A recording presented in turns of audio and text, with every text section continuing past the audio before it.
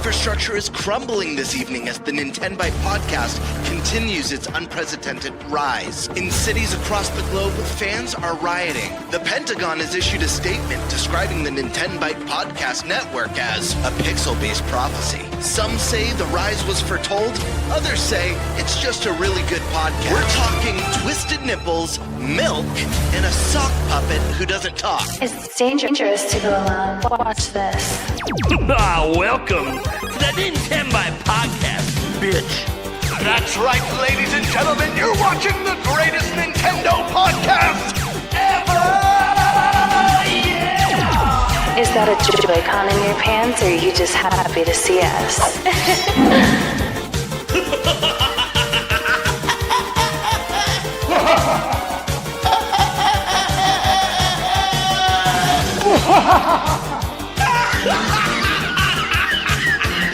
Shut up! Now feel the power. Everyone, do you feel that? Oh my god, I feel it! I feel it too, Gamer. What is it? It's the power of our podcast, I feel it! This is rad, NintenByte. So rad. Power.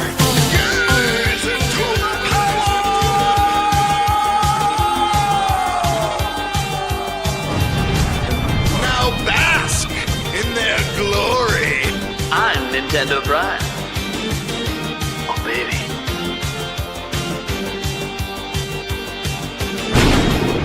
I'm ThunderStash.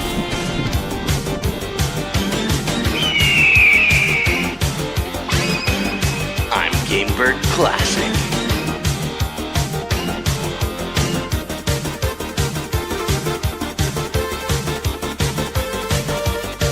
NintenByte rules. Let's rock. Hey everyone, welcome to the NintenByte Podcast, Season 3, Episode 33. Hey, all threes. Gotta love it. I am Eric Moore, and we have, as you can see again, we are missing Nate. I'm going to go ahead and read an update that he had sent me to pass along to you guys. An update on Nintendo Prime and his son, Aiden, Nate's 12-year-old son, has been in intensive care for over a week and was touch and go last week when we talked about it briefly on the podcast. Today, Nate is pleased to share with everyone that his son defeated diabetic ketoacidosis, his kidneys bounced back, and he's on the mend from pneumonia and brain swelling.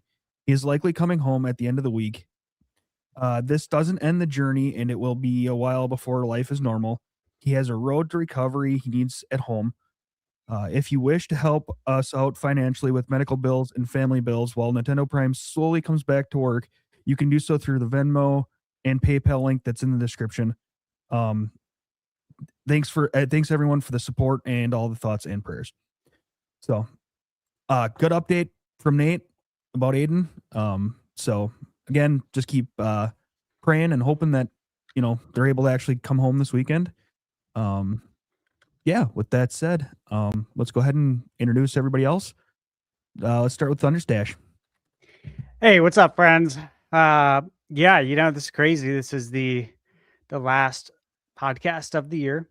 If you think about it, I remember early this year. You guys will remember this too. Chat, you'll remember this. Talking about how fast this year is going to go by.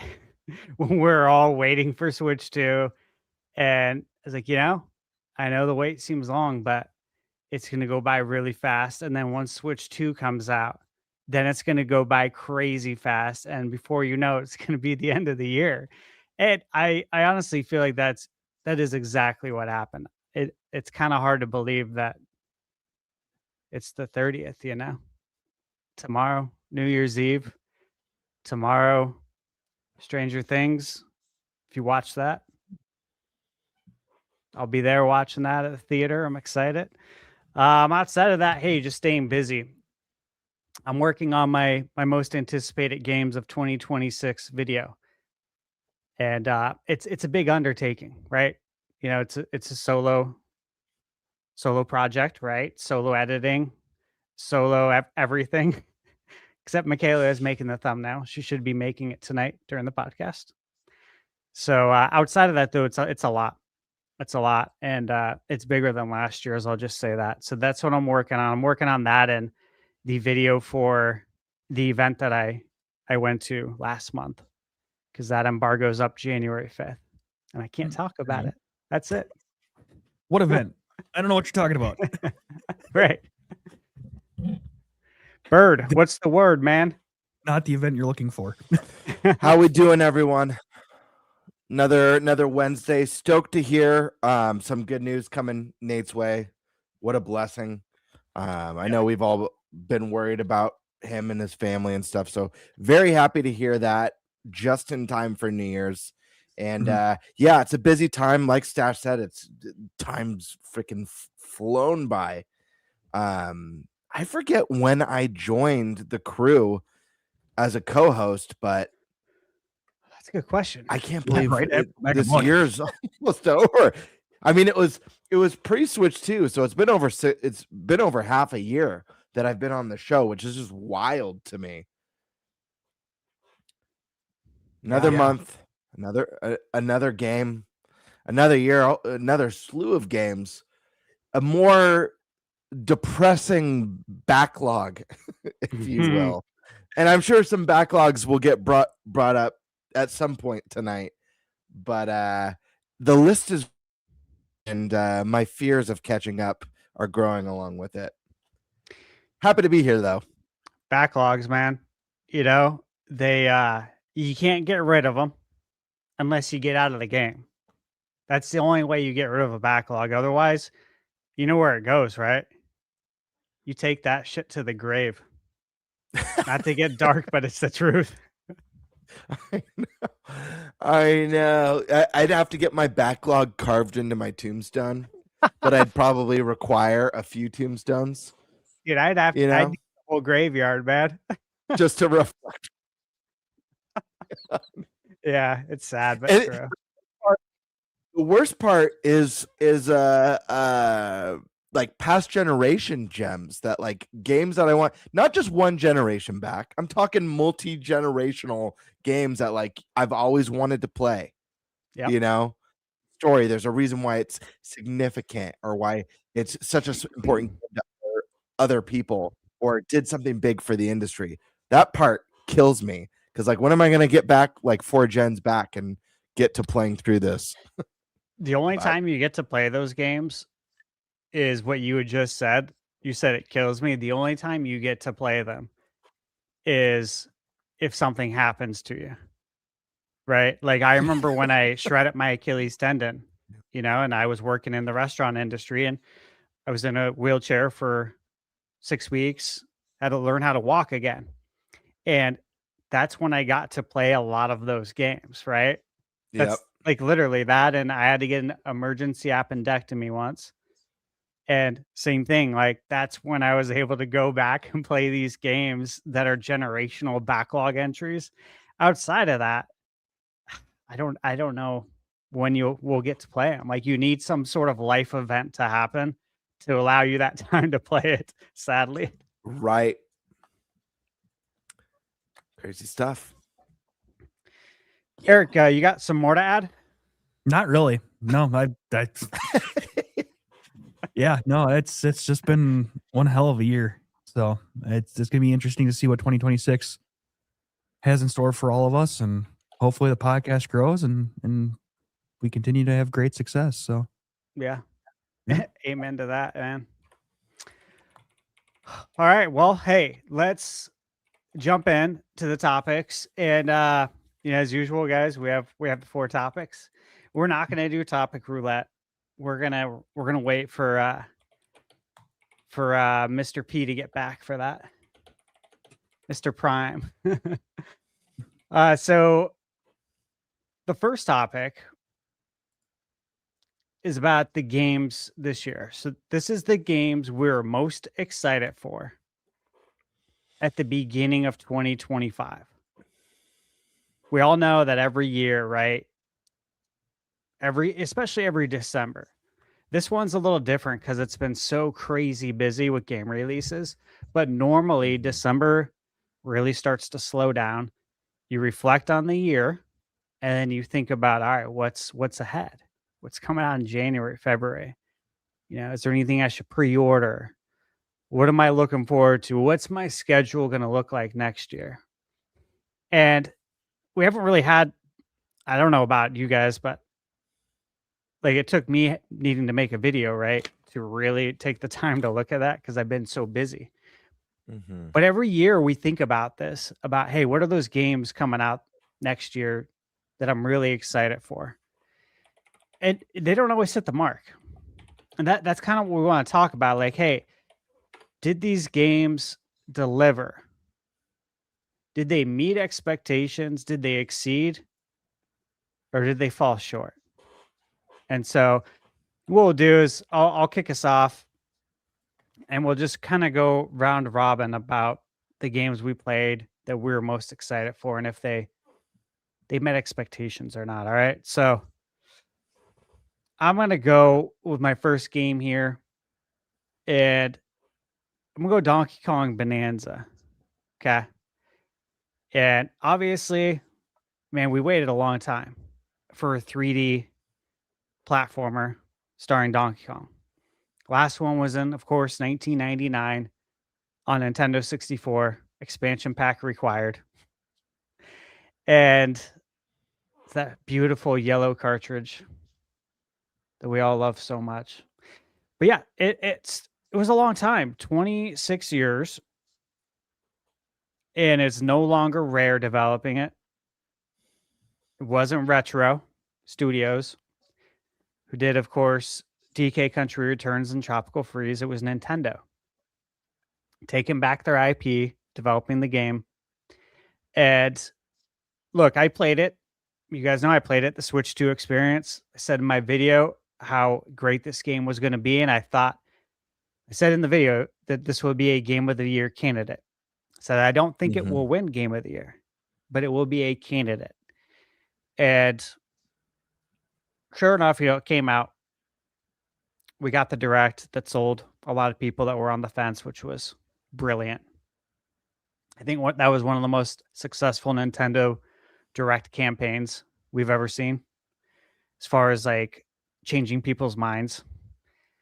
And then it came out, and I got to tell you, after playing it at Switch 2 experience, it exceeded my expectations. Yeah, I try to be very realistic with expectations. It's important. And you don't want to set yourself up for disappointment.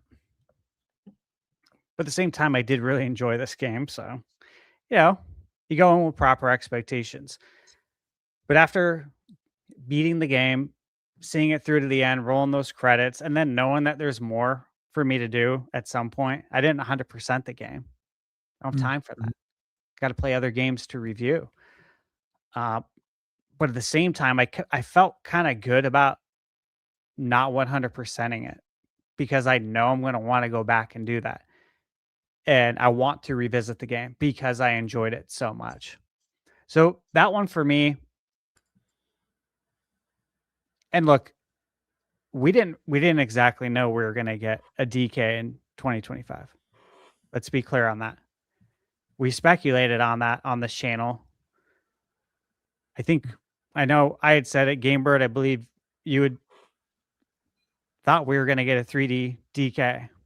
It's like prior to its announcement. So we're pretty excited when that one hit. But yeah, that's one that was super hype, and it actually exceeded my expectations, thankfully. So who would like to take the next one? I can. Let's see here. Get my games out. Yeah, I mean, another one that was big hype was Mario Kart World for me. Obviously the game coming with the Switch, you got it with the bundle. Did it meet my expectations at the time? Yeah, absolutely. I had so much fun playing through the courses, trying to get the 3 stars or whatever it is on each course through the oh god, what the hell's the battle mode? The new mode that, god damn it. Knockout Tour. Yeah, Knockout Knockout Tour? Tour. Went through with Yeah. those. Yeah. That That's was the a whole lot of shit, fun. dude. Yeah, I it love was. it. Yeah. Now that I've kind of done all of that, I've kind of just lost playing it. I've jumped onto other games. So I've kind of lost a little bit of tarnish with it, or a little bit of liking it. But I still think it's a fantastic game, and it was well worth, getting it in the bundle. So while you still can, I recommend going out and getting the bundle. Yeah. Yeah. It's going to be gone soon. Right. Supposedly. Yeah. I know that. Well, until next year. Yeah. But yeah. Right. Yeah. Hell yeah. Yeah. I want to echo obviously both your guys' first picks. I, as a Nintendo fan, like, no list for 2025 is going to be complete without those games. The interesting story, though, is Bonanza was an interesting one for me, because if you guys remember on the show, when we got that first trailer, I had to ask Stashman about his experience playing it, because I had concerns. I was like, is there going to be more to the game than destructible environments? Which there certainly was. There's a lot more than that in the game. But you couldn't really tell from that first showing. And once we got that official DK Direct that really focused in on the core mechanics, kind of the theme, and a little bit of more of the story and the music, my hype skyrocketed. And I truly think it's the best Switch 2 game that's released this year. The game exceeded my expectations. And for anyone who made it to the end of Bonanza knows what a treat the finale of that game is. Really, really special. I know a lot of people are getting their first Switches this holiday, so I won't spoil it. But man, the ending of that game is a real treat. And I don't know, some games you play and endings fall flat, and the journey is greater than the sum of its rewards. Not here. The ending's just fantastic. Mario Kart, another one. Super hyped for that. Mario Kart's tough because, kind of like Eric, my time with Mario Kart has kind of waned compared to release. I think this is a game that I'm gonna lose myself again in once we get some new content, which is, it's a given. That's just fact. Where the game's going to be growing over the course of the next 8 years. And I think a lot of people probably struggled with comparing it to Deluxe, a game that spanned across 2 generations of Nintendo consoles and had years and years worth of content added, DLC packs. And it's not a fair comparison. The game's fantastic, but the thing is, the game's not finished. This is a game that's going to grow and build. And so, while I have waned off of it, my thoughts on the game are still that it's a top tier kart game that looks beautiful, has one of the best soundtracks and not just in gaming, but of the year, snubbed at the Game Awards. Beautiful, colorful, great animations, just a great time. And if there's one game on the Switch 2 right now that, if you've got a big family or you have friends over and like local play, Mario Kart World is an easy go-to. It's always a good time, especially the newest mode, Knockout Tour, which is so much fun. And then let me think, to add something on, are we allowed to do third party that's coming to Switch for the first time? Absolutely. Is that Yep. game? Okay. Oh, yeah. I just want to make sure. Whatever game's on Switch you want to Any game is game. It's in the game. Perfect. It is in the game. That's remarkable. Awesome. Yeah, there's a couple other obvious go-tos, but I want to do something a little bit different because I do want to highlight the fact that a huge part of my excitement early on with Switch 2 was that guarantee of better third-party support right out of the gate in a way that we have never really seen for a Nintendo console in generations, for that matter. So I'm going to highlight one of my favorite series of all time. I've talked about it a dozen times on this podcast, Yakuza 0, guys. It's an amazing game from an amazing series. A lot of people, myself included, find 0 to be the best in the series as far as the storytelling wise goes. But not only that, they added a special director's cut for the Switch 2 that has 30 minutes of additional cutscenes and storytelling. Really, really cool. And so for me, when this got dropped, I was super hyped. I was convinced the rest of the series is going to land on Switch. And this is one where like there's a couple entries I haven't played, haven't touched, the newest ones. And I know the whole series is coming to Switch, and this is a series I want at home and on the go, without a doubt. So I am super looking forward to what's next for Yakuza on Switch 2. But that's my big first pick. Okay. Yeah, one of my picks is going to be one that you guys just said. So I'll kind of go over that briefly. But yeah, Mario Kart World, of course. And, again, Bird, you mentioned that it's not a fair comparison, and it's not fair, and it's not, let me just say this, it's not based at all in logic. And, for better or worse, that's how my brain operates. Completely illogical. It's like, look, Mario Kart World was the Mario Kart 8 Deluxe was the Mario Kart for 11 years. It was the Mario Kart in my 20s, 30s, and the beginning of my 40s. Literally, because of when it came out, it spanned all that. It's kind of crazy, but we've never seen that before. Okay. So it was already like an amazing game on Wii U. That was my most played game easily on Wii U. And then, of course, it came over to Switch as Deluxe and, had some extra stuff in there. But the biggest thing was that the Booster Course Pass DLC to double the amount of tracks for $25. I thought it was a steal. I still do. And, of course, if you have NSO expansion pack, it was free, which I do have it. And so I would have gladly paid it, though, the 25. It's an insane deal. But yeah, it's got 96 tracks. It's going to take some time to get there. It's a roadmap. It's a roadmap for a reason. And I think what Mario Kart is like, throughout the seasons and the years, you return back to it. Just like we all did with the Booster Course Pass. Like, they got a lot of people coming back to play, myself included, because I played it a ton on Wii U. Like, a lot, okay? So I needed something new as well in order to return to it. And that got me back. I love those tracks. I expect to see the same thing. Look, we've talked about this so much. Talked about it when the podcast first started, what the game plan is about the roadmap and having more DLC come out throughout the course of the game. It's a pack-in title for a reason, because Nintendo can directly advertise to you about their other IPs through, of course, DLC, getting tracks from other games like we saw in Mario Kart 8 Deluxe. So this is all part of the game plan. And this is actually why I didn't even review the game on my channel.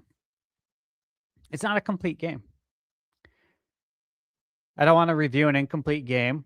I also don't want to review it and return to it just to squeeze out, extra content, which I'm sure a lot of channels will do that. And that's fine. But I just have other games I'd rather play, and I would much rather wait for that complete edition. So for me, yes, I had a lot of hype going into Mario Kart World. It didn't exceed expectations. It also did not fall short of them. So it met my expectations. This is where, honestly, I thought we would be, and that they're going to build off of it. And you guys know that. You guys know, because that's exactly what I said probably a year and a half ago, long before we knew anything about it. So I will say one thing about the game, though, that did exceed my expectations, and this will never change, is that soundtrack. like you said, that's a game that I could keep on in the background just so I can hear music because it's so good. And because I want to make sure I heard everything. There are so many tracks that, even if you've heard it, you may not have heard it enough. It's so good. So that definitely exceeded my expectations there. But overall, I think when it's all said and done, Mario Kart World will exceed expectations. Just a matter of how many years that's going to be. And with all this talk about RAM, I'm sure you guys saw it's not one of our topics this week. We've talked enough about the RAM and all the ramifications of it. However, there are articles now coming out saying that the next PlayStation and Xbox could be delayed because of this until like 2029 or 2030. Seeing all sorts of stuff. So it is interesting. This generation might be pretty damn long. Which then you think about something like Mario Kart and how long it's going to take to get everything. So we'll see what happens. All right, Bird, what do you got? You got any more picks? You're muted. Can't hear you. I know. I was testing you. Just want to make sure you guys were paying attention. I was like, do they actually listen to me when I speak? No, I'm just kidding. Yeah, I got a pick. Yeah, I got a bunch of picks. I will choose Metroid Prime 4 Beyond. This was probably, I mentioned that Donkey Kong Bonanza was probably my most hyped game, but now, like, upon reflecting more, I think Prime was actually my true most hyped game at the start of the year. Hoping, obviously, that it would actually release this year. Yeah. Just very, very excited about it. As far as expectations go, this is where it gets a little bit trickier.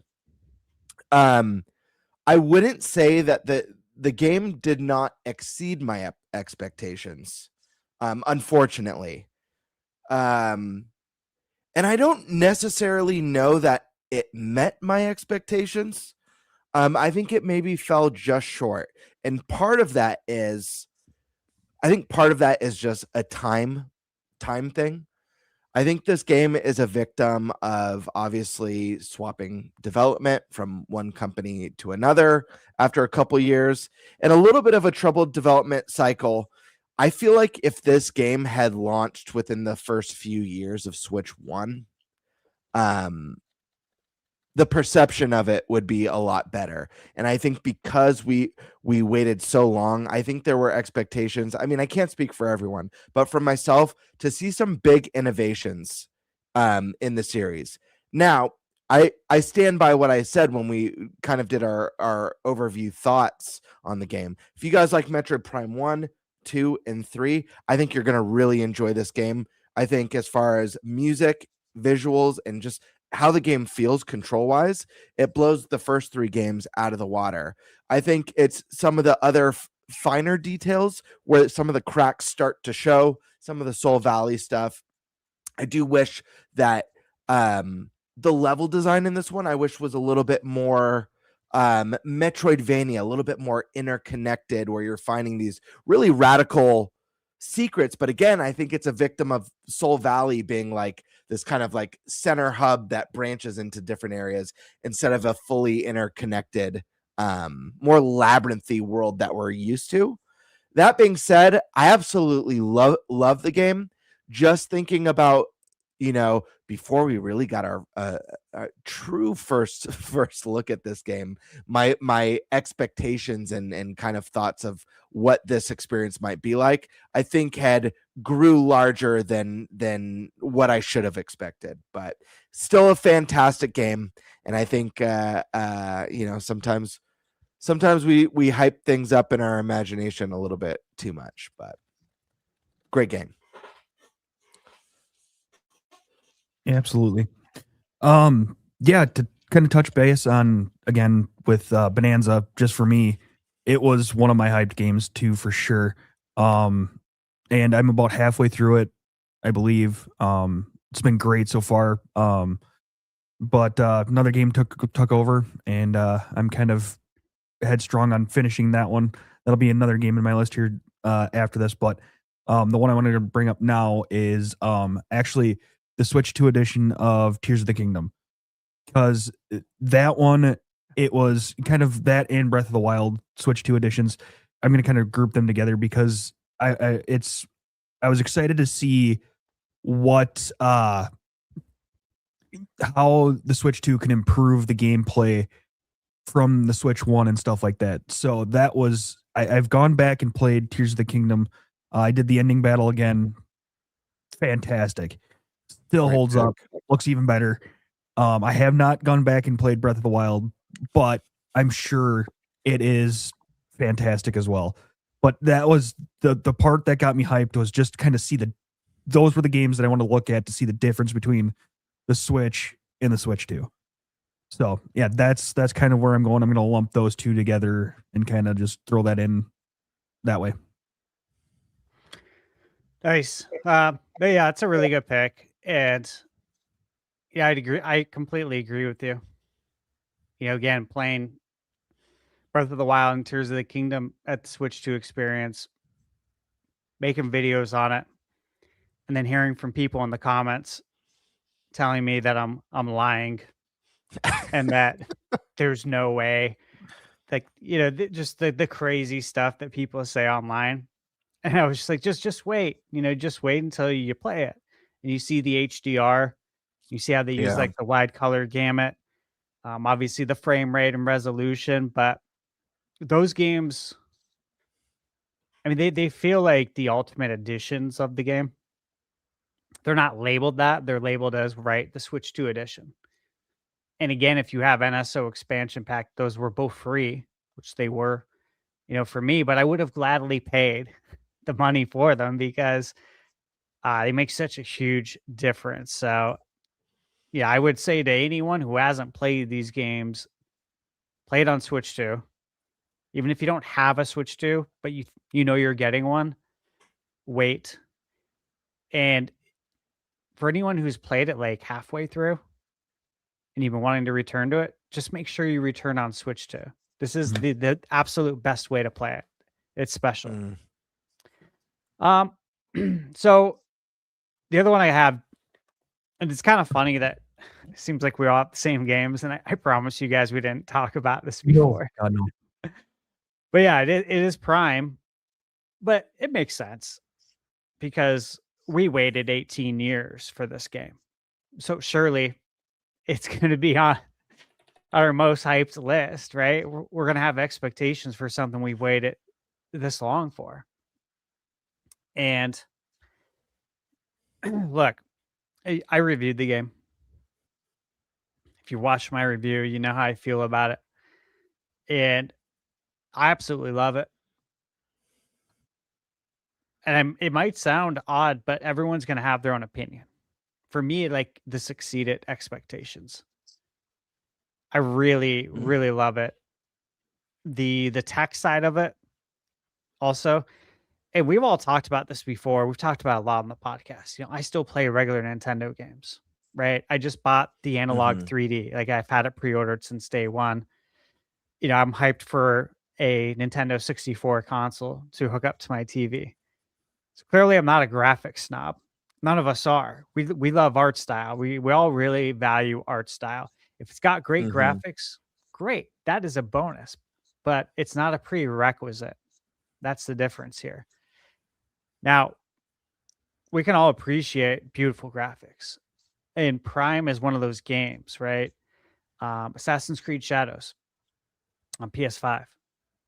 Played that when it came out, and there's definitely moments where you just look out on the vista and the mountains, you see the water reflections, the graphics, and you're just like, damn, this looks really good. And that's the same way I felt when I played Final Fantasy VII Rebirth on PS5 when it came out in 2024. There's so many moments where you just stop and you look. And I don't really use like photo mode in video games. It's just, you know, I'm experiencing. I don't need to take a picture of it. I'm playing it right now. But Final Fantasy VII Rebirth, I did use that. I took a few pictures because it just looks so damn good. Nice. Yeah, and I set it as my background wallpaper on my PS5. Just because it's just such a beautiful game. And for me, Prime definitely did that for me on Switch too. This feels like the tech demo game as far as demonstrating what the Switch 2 can do. But what is so interesting is that this is a Switch 1 game. Yeah. It's not even built from the ground up for Switch 2, but this is, obviously we have the tech demo ports right now, or the games that weren't built from the ground. That's, the Cyberpunk, Star Wars Outlaws, AC Shadows is looking really good on Switch 2, and they have some more refinements to do. So that's not a final product yet either. But man, it's interesting because you look at Prime and both Breath of the Wild, Tears of the Kingdom. These are Switch 1 games. Breath of the Wild's a Wii U game. That's one of the best looking games right now on Switch 2. Yeah. As the Switch 2 edition, which obviously has me excited for more, Switch 2 editions. I've been excited for that before Nintendo even announced them because we predicted that was going to happen on the podcast like several months before. So that part exceeded it for me with Prime. And that just really sticks, man. I love that it's like Zelda. And I know there was reviews that were like, oh, it's got this antiquated game design. Because, the desert is like Ocarina of Time's Hyrule Field. I'm like, yeah, dude, that's freaking cool, man. That's cool to see a Metroid Prime. Like, I like that. And it's a Metroidvania. You're like, that makes sense to me. That you would have a hub world that's like that. And again, we've talked about this a lot. And I said in my review too, this isn't a first-person shooter. This is a Metroidvania that just so happens to take place in first person. And you do shoot things, but this is not a first-person shooter. And it's clear in the game design. And so for me, this gets... It basically gets more points in my mind for using game design that is similar to Ocarina of Time, because that is probably my favorite game of all time. It's my favorite Zelda of all time. That and A Link to the Past. It's a tie. So, yeah, for me, Prime exceeded. And I know that's not the popular answer, and I don't care. Who cares? Popularity contest, yeah. That's your answer. That's what it did. Yeah, exactly. It's all subjective, and the thing is, like with a game like that, I feel like everyone's gonna have different things that make it better or worse for each individual player. Like I know there's things that I wanted in. That I would have liked in Prime 4, that there's a lot of people who are like, hell no. And I didn't mention when I was talking about, one of the areas where maybe it underwhelmed me a little bit is I wish Samus spoke in the game. And I know there is dialogue in the game, but for me, it's a little bit jarring when you have these characters, communicating with her and talking about like the next mission and what do we do type stuff in the silent protagonist. I much prefer if Samus spoke. I think that it's more character building, it's more world building, it's more immersive. But I also understand a lot of people don't like that.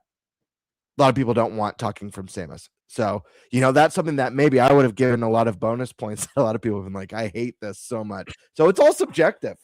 Yeah. But I think at the bottom of the day, I think, I don't know if you've had a chance to play it, Eric, regardless of like my minor little gripes with the game. I think it's just a fantastic game. And I really, again, I can't stress this enough for people who are on the fence because some of the discourse surrounding it. If you like the first three games in the series, you're gonna like this game. I guarantee you're gonna like this game. Totally agree with you on that. And I said that in my review too. That like this is Metroid Prime like through and through. It's just sensationalism. Like I am very much convinced that a lot of it is just for revenue. Yeah. Like the headlines are just to get you to click. It's just taking advantage. It's just human psychology on display. It's sad. And another thing I want to mention real quick, just because I think there is an interesting discussion around this game because it's so unique. It's a unique situation. It's a unique game. It's a unique series. When Retro created the first Metroid Prime, there was a lot of backlash. It was a Metroid game that no fan of Metroid wanted, first off, but there was nothing quite like it. And it's really hard to replicate that magic. It's the same reason for a lot of people that follow-ups to, Ocarina of Time or Tears of the Kingdom didn't have quite the same magic as Breath of the Wild for them, because in a sense, you already got that. Obviously, I'm not being literal here. Tears of the Kingdom greatly expands on everything that Breath of the Wild did. But there's something about that first experience that's unlike any other, that's so nostalgic, and it's really hard to beat that. So for me, like, I'm always going to view the first Metroid Prime game as this special and unique experience that was unlike anything else at the time. And while I still like the first Metroid Prime more than 4, I think 4 is actually better than Metroid Prime 2 and 3. Oh, So, okay. yeah. I like that. That's a bold take. Yeah. I like it. Just 'cause I haven't heard anyone say that. And look, man, I love all the Prime games. I haven't thought about which one is my favorite. I just usually don't really think about that. When it comes to Zelda, I do get asked a lot over the years. And so I've kind of defined it like, hey, my favorite Zelda, Ocarina of Time for 3D, and for 2D, Link to the Past. I think I'm good with that.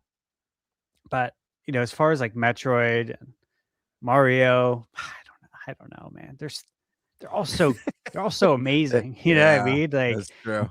It comes down to like what kind of fix do you want too, right? Yeah. Are you in the mood for 2D, 3D? There's so many options.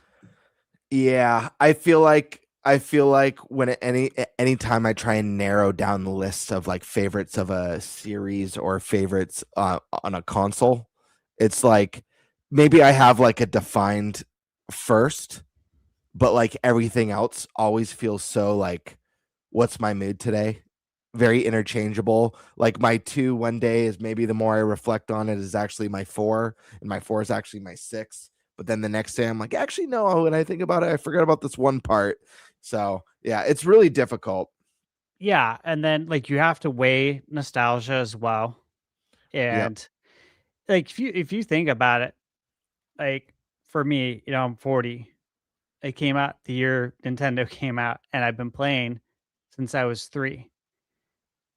And so like Mario, Zelda, Metroid, it's been a part of my life my entire life. I never took any breaks from gaming. I never like walked away and said I don't like this anymore. Like every year it's just intensified, really. And so you think about it, I've spent like very intimate time with all of these games. And to call one of them a favorite is hard, because I also have a really good memory. I remember like how I felt when I played these games the first time. It's kind of crazy. But when I boot up these games again, like it all comes back to me. And so it's all different, right? Because you play them in different times of your life. Technology obviously improves from when Metroid first came out, and then you played Super Metroid. Obviously being able to play it on the go with Metroid 2 on the Game Boy, and then Prime, Fusion, all the different Metroids out there, all the Marios, they all mean something, and that something is a lot. So it's hard, man. It's hard to narrow it down. This is why I don't do. That's why I don't do a video on this. I've been asked to do them. I'm like, I don't think I want to do that. I don't think I want to do that, man. Stuff. All right. What we got? Eric, you got any more?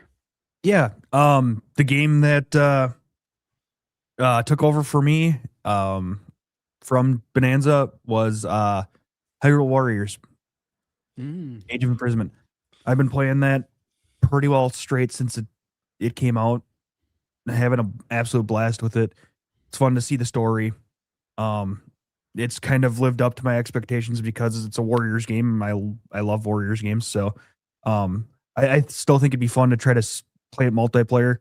I haven't really had the chance to do that because, just to kind of see how that would work.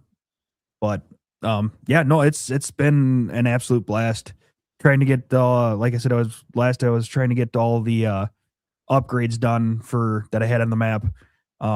Working on that still. Slowly progressing through the campaign. I think I'm at the end of chapter 4, maybe the beginning of chapter 5. So getting there. So yeah, it's been great. So nice. That's a good one. Okay. I'm gonna give you one that's not on it's not on Nintendo, not yet. Okay. And this was, I was looking back at my reviews. I posted my review for this January 21st. Okay. And I said in my review that this will come to Nintendo Switch 2. And I had a lot of people in the comments, how do you know it's coming to Switch 2? We haven't even seen it yet. And of course, I just know it's coming. I just know. That's enough, man. I don't need any rumors or sources. It's coming. That's Indiana Jones. Bro, this game, I was hyped for it because I'm a big fan of Indiana Jones. I've seen all the movies in the theater. What's your favorite Indiana movie? It's Sorry. really close. No, it's okay. Yeah. I have these narrowed down to 2. I'm sure you know which ones they are, but it's between Raiders and Last Crusade. They're just both so damn good, and the stories are great. I love them. Temple of Doom, I do enjoy. I like that it's darker. It's different. Obviously the Crystal Skull. What's there to say? I don't even want to go down that road. Now, the last one that just came out, we saw that in the theater, and there was some really cool aspects to it. I think it was definitely better than Crystal Skull. And the de-aging they did for Indy was really good. I'll give them that. Like, there were some things they I haven't did that seen I the really most liked. recent. Okay, yeah. I won't say anything else then, but definitely worth checking out. Okay. Yeah. Going into this, I would almost say this might be like the number one game as far as going in. The number one Excited for it. Yeah, like going in excited for it because I was excited, but I'm like, I don't know about first person. I don't know how that's going to feel. I think with Indy, you kind of expect a third person game. That's what we've had in the past. And you want to see Indiana Jones, right? You want to actually see the character. But after playing it and stepping in first person, it's like you are Indiana Jones. They did such a good job with it. And I've said it before, but the story to me is right there with Raiders and Last Crusade. That's how great it is.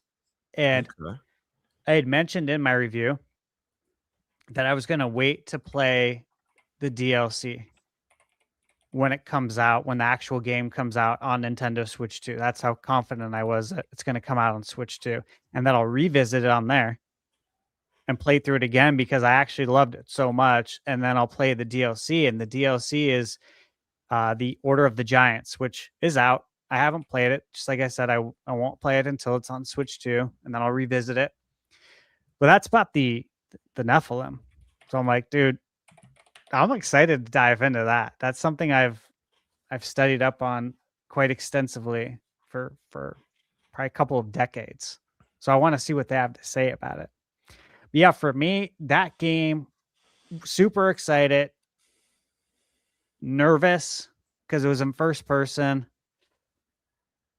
And then it just absolutely exceeded, like blew it out of the water. Like, I cannot believe how great this game is, and I can't believe this story. Like, what are we doing, Hollywood? Like, this developer crushed you guys at your own game. They made a better story than your last two movies, easily, hands down. What are you doing? You should be ashamed of yourselves, Disney. Right? And Spielberg too. Y'all should be ashamed. They should adapt that into a movie. It would do better than the last two. They won't. And get what's his name to do Indy. Troy? Dude, Troy killed it, man. I don't know, like that. Obviously I talked about it at the Game Awards, but those are huge shoes to fill. Yeah. And if he wouldn't have, everyone would talk crap. But because he did, no one talks about it. I feel like the next step for Disney and Indy is that they're just going to reboot. They're going to reboot eventually. I mean, Harrison's done. I don't think they're going to try and recapture the Harrison. And I think they're probably going to go for a brand new take on the character, if I had to guess. And I take that like people aren't going to. No, I would agree with you. No, I don't think the IP dies with Harrison. Yeah. Like you got to continue it. But yeah, it's going to need a reboot. Hopefully they don't remake Raiders and Oh yeah, leave it Temple. alone, Like, man. leave those be. Just start something new.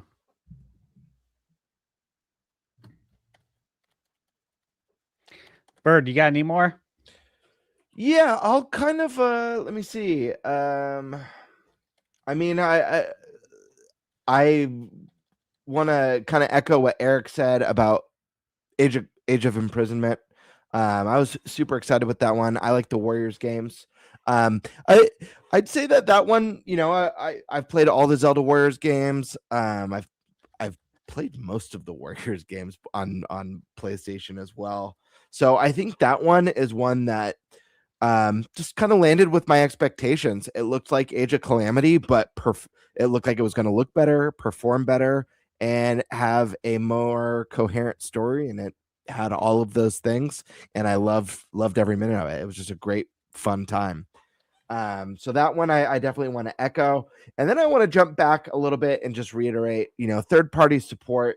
There are not only so many games that I love playing on my Switch, but more specifically genres that I particularly love playing on my Switch. And two examples of those, I know you guys are going to know the answer to this, but RPGs. The Switch to me is the perfect RPG machine. I hope we get, if not every RPG that comes out in the foreseeable future, but at least 95% of them, because, you know, having these big, long experiences that maybe might entail grinding for levels or tons of side quests, it's just fun to take with you and play on the go. Especially if you travel, like, man, flying to PAX and just like grinding through some levels in an RPG was awesome. It was just awesome. So I want to shout out a couple of games that came out this year on Switch 2. One of them is another snubbed title, and that's Trails in the Sky First Chapter. It is a remake of the original Trails in the Sky. The game's amazing. It looks fantastic and runs fantastic on Switch 2. highly, highly, highly recommend this if you guys are fans of RPGs, JRPGs, and have never played the series. It is a long-running series, just like Final Fantasy or Zelda, except in Trails, everything's very interconnected, and there's a lot of throwbacks and Easter eggs to everything that came before and character interactions from past games. So it's definitely one that you want to pay attention to the story. Another one that came out just recently, Octopath Traveler 0, the brand new kind of prequel entry with the town building aspect. Guys, what better of a game than to have on your Switch or Switch 2 than an RPG with a town building aspect? So cool, so much fun, beautiful HD 2D graphics. Absolutely love it. This one is from another genre that I just wanted to also shout out. This is one that I just finished. I got it I want to say a week ago and played it with my son. Did a multiplayer with my son. We had so much fun, and it's from the beat 'em up genre, and that's Marvel Cosmic Invasion. Hey, the game is I'm glad you played amazing. Yes, and I watched your review beforehand. This is one that I was already like, Yeah. your review only sold it on me more. But you and I, we love beat 'em ups. Stash and I, actually, funny story, we got to play some beat 'em ups together at PAX. We did He-Man, which was really cool. Can't Really wait to play good. that. We also did Toxic Crusader and had a blast playing that at PAX as well. But I love beat 'em ups. Stash loves beat 'em ups. He highly recommended this. It's from the team that made Shredder's Revenge, which was my favorite modern beat 'em up. But I think this one is now. This game is so good. So much fun. A lot of great characters. When it comes to Marvel, I'm a big X-Men guy. I've always been an X-Men fan since the 90s cartoon got me hooked on X-Men.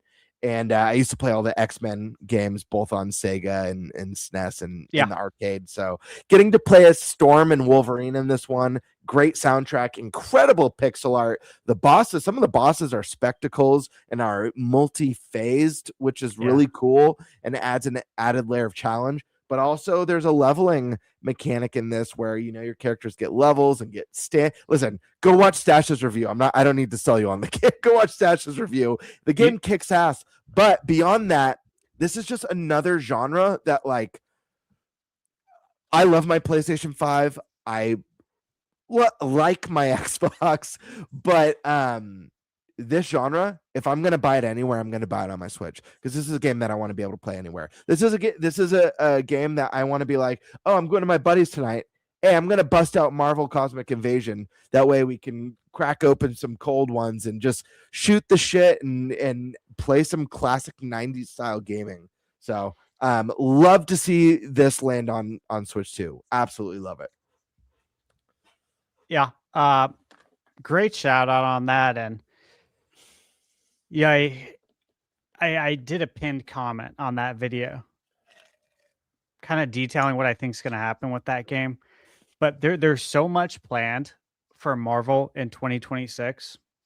Sure. And you can basically see, looking at the Marvel TV and film schedule, when there's going to be DLC announced, because there's 15 characters, and you just know that there's going to be so many more at it. Like 15 feels good for the base game. And just like Mario Kart World, like the amount of tracks we have, it's good for the base game. It's fine, but you just know they're going to add more. And they have a lot of big stuff coming, right? And I purposely looked this up because I was like, I'm trying to think when the DLC is going to hit, because I know it is. And then I looked at that, and then I looked at the release cadence for DLC on Shredder's Revenge. Right. And looked at, okay, when did the game come out? How many months did it take for this? And how many did it for this? And then, all right, let's look at Cosmic Invasion. And then when's the next big Marvel thing? Okay, and then the next thing. And it's pretty much 1-to-1. Like you can definitely make an educated decision on when we're going to get it. It's just a matter of how much are we going to get. But with Avengers coming, right? Right. You'd expect to be able to pencil that one in. So I'm excited because Yep. I just feel like we're Yeah, gonna get so totally. much more, which will be nice. Yep. But yeah, those are good I shout outs, dude. completely agree. Hell yeah. You got Eric or Stash? You guys got any more? Yeah. I'll give a few shout outs to some games, right, that I played this year too, that just kind of circling back just like you did. And obviously there's a lot. There's a lot of games. The first game I reviewed this year was Metaphor ReFantasia. And that was a game that I 100%ed. I got the platinum. And I also mentioned in that review that I 100% believe this will come to Switch too. And that was on January 1st that I posted that. And you best believe that's coming because the Nintendo Switch and now the Switch 2 is, it's an RPG machine, right? Like if you love RPGs, this is your console. So shout out to that. Shout out to all the Switch 2 editions, whether it be first party or third party. That's been really fun. Just like being able to revisit these games. And again, we mentioned it in the last few weeks, but some of them don't even have patches, and just playing them is so much better. But the ones that do, like Breath of the Wild, and Tears of the Kingdom, Link's Awakening, Echoes of Wisdom, New Super Mario Brothers U, Mario Odyssey, Hogwarts Legacy got that Switch 2 release, night and day difference. That's been a lot of fun, and that's only going to continue. So shout out to that. Ruffy in the Riverside. That was a really fun game. Like that's an indie shout out for me. And as a big Castlevania fan, lifelong, Chronicles of the Wolf definitely filled that cup for me for Castlevania. It felt like a mix, and I said this in my review, of like Castlevania 2, Simon's Quest, and Symphony of the Night kind of mashed together in like a 16-bit style game. That was a ton of fun. Suikoden. Being able to play Suikoden 1 and 2 HD. Still playing 2, but I beat 1, reviewed that. That was a ton of fun. There's so many games. Like Final Fantasy Tactics was a blast. That game's perfect also for Switch 2. Digimon Story. Never played a Digimon game. And that was my interest in like wanting to review this game.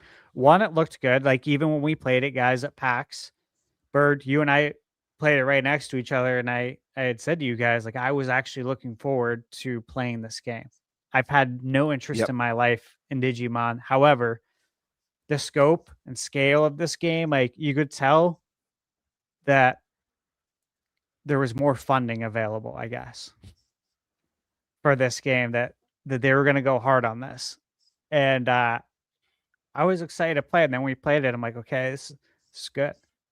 I like the combat. And then I got to play it at home and review it. And just seeing how deep the systems were in that game, I was like, this is really good, man. Like, I'd like to see some of the, I don't know, the deepness of the combat system, I guess. I'd like to see Pokemon do some of that, right? Because I thought, to me, that's a real high point in that game. And I'd like to see Pokemon do some of that as well. But yeah, there's a few shout outs, Dragon Quest 1 and 2 HD 2D. That was a blast. But we shouldn't be surprised. Square Enix. Dragon Quest 3 HD was amazing. There's so many great games this year. Eric, you got any you want to give a shout out to before we move on? Me to myself. Yeah. I got two more to kind of just touch on. One that or actually both of them, caught my attention, and kind of one actually exceeded it, which was Pokemon Legends ZA. I am not a Pokemon guy anymore. I haven't really been since first gen, a little bit in the second gen. But honestly, I played it at PAX It was fun. I've picked it up, played a little bit into it, still having fun. Then other games came along and kind of knocked it out. So, I mean, it's one of those that I'll probably end up coming back to. And then the other one was Kirby Air Riders. That was one that wasn't really on my radar, obviously, because that was kind of a surprise by Nintendo there. I didn't really have much for expectations on that one because I never played the original. But when I played it at PAX, it was fun. I will probably eventually get to purchasing it, but haven't quite yet there. But yeah, no, it was a whole lot of fun. It's a good pick. Yeah. Look, I played Kirby Air Ride on, obviously on GameCube when it came out. I enjoyed it enough. But once we actually played the game, I think that's probably when it clicked for all of us. We're like, okay, this game's really good. It's very fast, and it's actually really deep for only having a couple of buttons. The depth was the most unexpected thing with that game. Yeah, I expect when I first saw the trailer, I was like, it's one button and you can't go off the edge. I'm like, oh, it's like Mario Kart with training wheels with no experience with the first game. So I was like, this is a hard pass. Yeah, PAX was like surprised me. It's like the game's so fast and remarkably complex for a game that's so simple in its control design, at least. Yeah, very surprising in a good way. Yeah, I agree. That was a great pick there. All right, you guys, you ready to move on to the next topic? Yeah, I'm kind of out of games already. So, okay, if you don't mind, I was gonna move to topic 3. Yeah, absolutely. So we can kind of put a lid on 2025 here, and so topic then 2 is going to be our biggest surprise games of 2025. So these aren't necessarily the best games of 2025. They're just the ones that surprised us the most, maybe caught us off guard in a good way. And I'll kick us off with the first one. And look, I was thinking about this too. Okay. With that, with how closely I've always followed video games, going back to the days of magazines, then to the dawn of the internet. I think I've told you guys I always keep like an Excel file with the release dates. I always know what's coming. I keep an Excel file because too many websites are missing games. I'll give you an example. I won't say who it is, but a website that should have all the correct dates, right? I'm looking at the 2026 dates. And I'm like, how do you not have Final Fantasy VII Remake Integrate on here? How are you missing that? For Switch 2 and Xbox. You have other remasters, remakes. That's not the reason. You just missed it. How do you miss that? This is a monumental moment for Nintendo, right? To have Final Fantasy VII on a Nintendo console, and you miss it.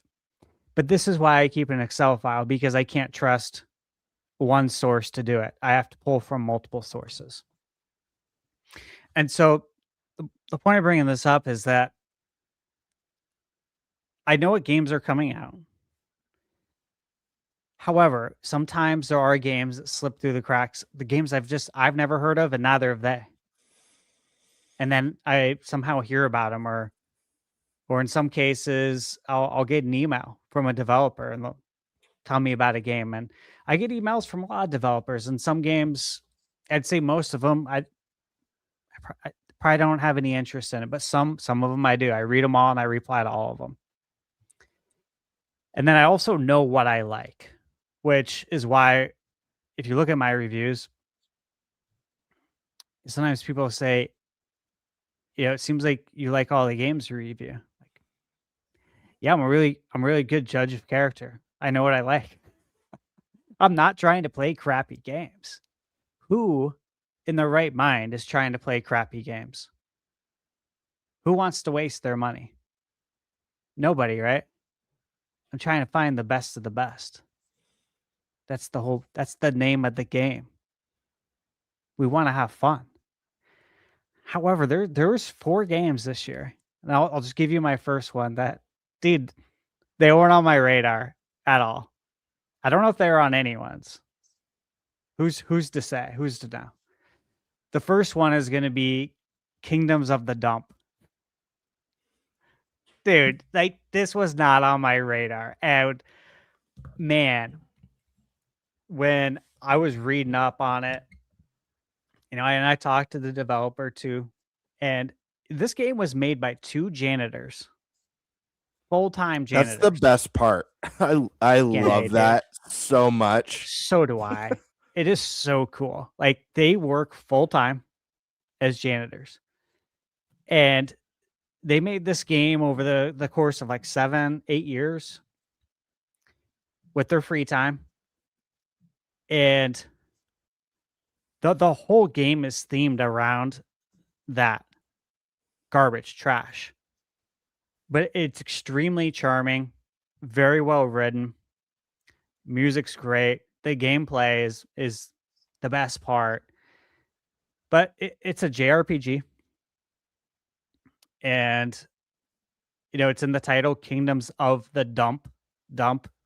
You're really traveling to different dumps. It has like Super Nintendo JRPG vibes of like Final Fantasy 2, 3, Chrono Trigger. And it's like this game is just not something you see today. And it's not something you see for so many reasons, right? Probably one of the biggest ones is funding.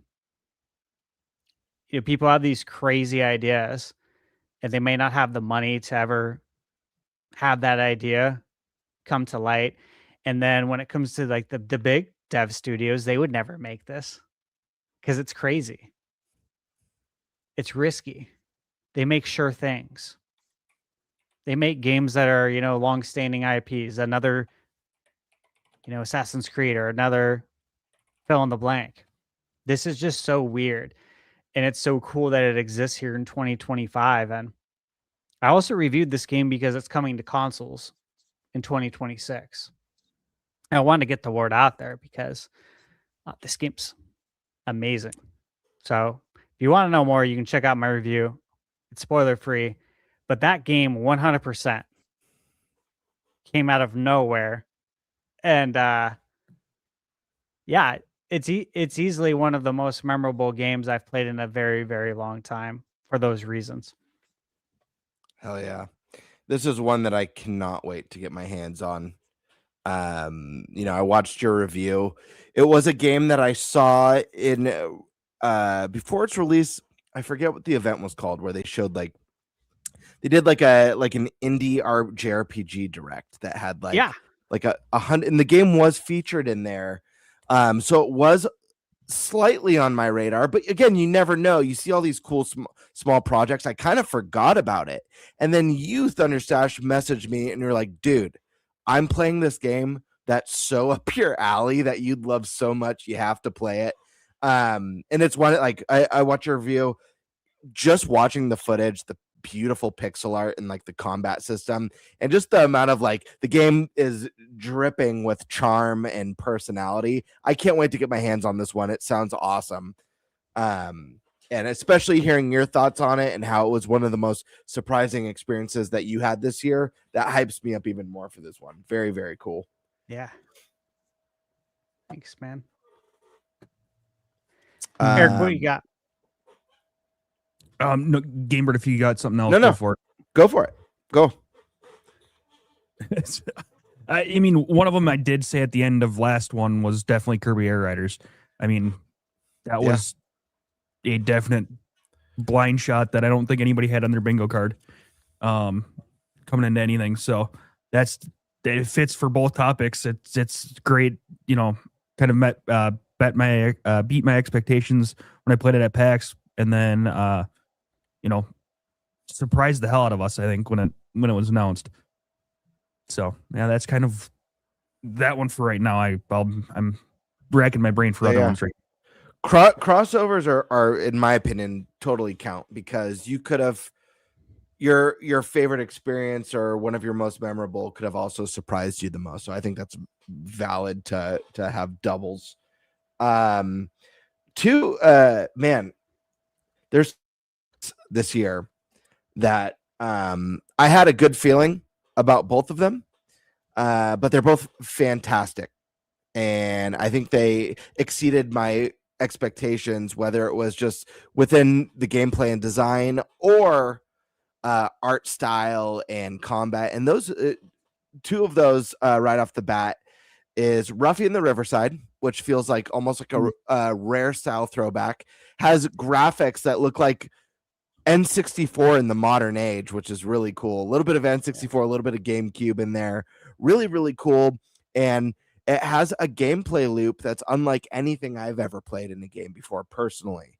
The copy paste and swap mechanic in a 3D platformer is just wild.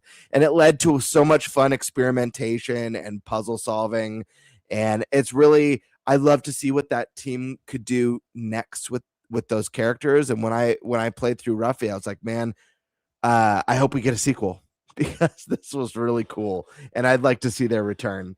Another one, and I definitely have doubles too. I'm going to try and not do doubles to start, but Shinobi Art of Vengeance. Yeah, great What one. a game. Oh my God, what a game. Killer combat, super fast and agile, with great like ninjutsu and magic and combos. And then the art style is breathtaking. The game's stunning. Yeah. So great pick, dude. I was looking at Shinobi as well. I'm like, I hope it gets mentioned. Yeah.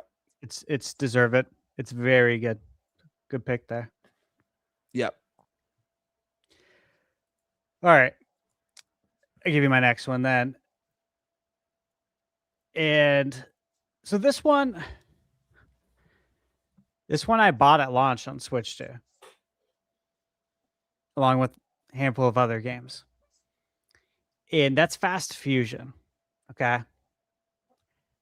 It surprised me because, one, I'm like, I can't believe this game is only $15. And I still can't.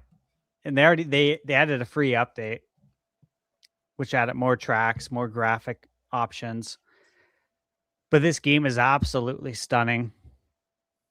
Gameplay is excellent. It's a racing game. It feels like, part F-Zero, part Hydro Thunder. If you guys remember Hydro Thunder, it was Yep. great time. It's fast. It's pretty. It's challenging. And you fuse vehicles together. And you bring on their stats for better or for worse, however you want to do it. And you got to spend credits in the game to do it. And you earn credits by completing cups. Just like you would in Mario Kart or F-Zero. But to me, that was such a cool aspect, to fuse vehicles together and like try to find the most OP one. And of course, this game had just came out. Like, there's no guides on this. Like, if you want to know the most OP combinations in Mario Kart 8, you just go online and look it up. And someone's going to have it fully broken down for you. They probably have an Excel file if you want one. Right? But when a game just comes out, especially with me reviewing games and like reviewing them early, there's no guide. Like, you're the guide. There's no one can help answer any questions. If there's something you don't know or you get stuck somewhere, like, tough luck, you got to figure it out. And I like that. I appreciate that. And that was something I really actually liked about Fast Fusion, is that, well, no one's played this yet. So I have to just kind of write out all these different combinations and see which one makes sense. And I probably overthought it. That's just how my brain works. And man, I just had so much fun with this game. I can't recommend it enough either. I reviewed it on my channel if you want to check that out. But yeah, for $15, man, that game's a steal. And legit surprised me because it was one of the most enjoyable launch games, not just on Switch too, but just I think ever. Like as a surprise game, I'm like, damn, dude, like this stands with the full price $70 games. So it felt good being able to play a game like that for $15. Good pick. Mm-hmm. Eric, you got one? Yeah, I'm actually going to throw out two here, kind of flip side of the coin. One being that we finally actually got Hollow Knight Silksong. It was real. And, yeah, right. I mean, I knew it was real. I played it back in 2019, but it's one of those that it's, we finally got it. It was a surprise that we actually, it came out. We're good. The flip side of the coin, though, is Mina the Hollow are getting delayed right at the end of almost releasing, which really blows. And that was also surprising to just kind of see that. And I was really kind of hoping for that game to come out. You know what? I was looking back because I'm working on my most anticipated games of 2026, right? And I was looking back at 2025, and I was just kind of like looking briefly at the comments. So I had Hollow Knight Silksong in there for most anticipated games of 2025. Mm-hmm. Obviously, I had Metroid Prime 4 in there as well. I was very confident that both were going to be released, and I was just looking back at some of the absolutely unhinged comments about Silksong, and that I am absolutely delusional for thinking this game is going to come out. So, always funny. But yeah, that was a big one, man. We got two very long delayed games off of our list with Metroid and Silksong in 2025. Yep. That was nice. Yeah, wild stuff. I've got another one. This is another indie game before I jumped over to some of the bigger stuff. But this was actually, if we don't count Expedition 33, which I think is definitely I think it was so deserving of Game of the Year, deserving of Best Indie, and what they created with that game was absolutely remarkable. That team deserves all the flowers. But if hypothetically you were to eliminate Expedition 33 from the equation this year, there's a very close second favorite indie game of mine that really, really surprised me. It blended a genre that I absolutely love with a genre that I generally don't care that much for. And that game is called Absalom. It is a roguelite beat 'em up. And the game is unbelievable. You guys know I love beat 'em ups. I'm not the biggest fan of roguelites. Now, that's not to say there aren't roguelites that I don't love, because there are. I love Hades 1. I love Hades 2. And there's a couple others that I've had a lot of fun with, like Darkest Dungeon. I really enjoy Children of Morta. I enjoyed the Splatoon DLC, but I really enjoy the roguelites that have more permanent rewards. There's that carrot on the stick. And Absalom, not only is the art style unbelievable, beautifully hand drawn, the soundtrack is epic. It's like Dark Souls level, like choirs and symphonic soundtrack, narrated storyline. That's really fun. Multiple classes. It plays like, think a beat 'em up, but you've got like your tank, your like mage, DPS, and your rogue type character. It has branching paths, which is really cool.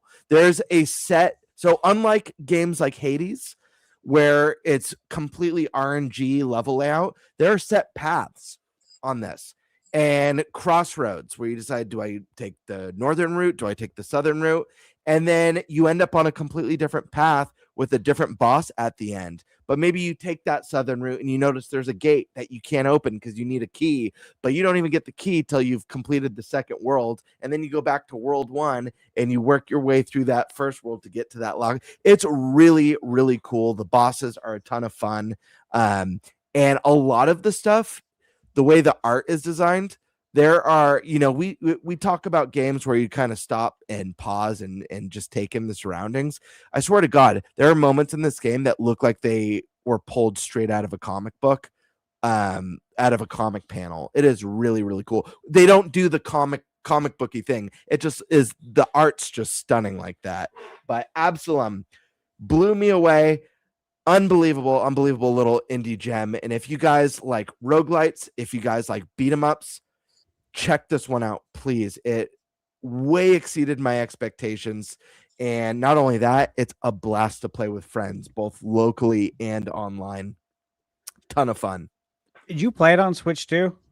Switch 2. Yep. Okay. Yeah, it's sitting there in my wish list. Yep. The thing is, if I buy it right now, I don't have time to play it right now. Yep.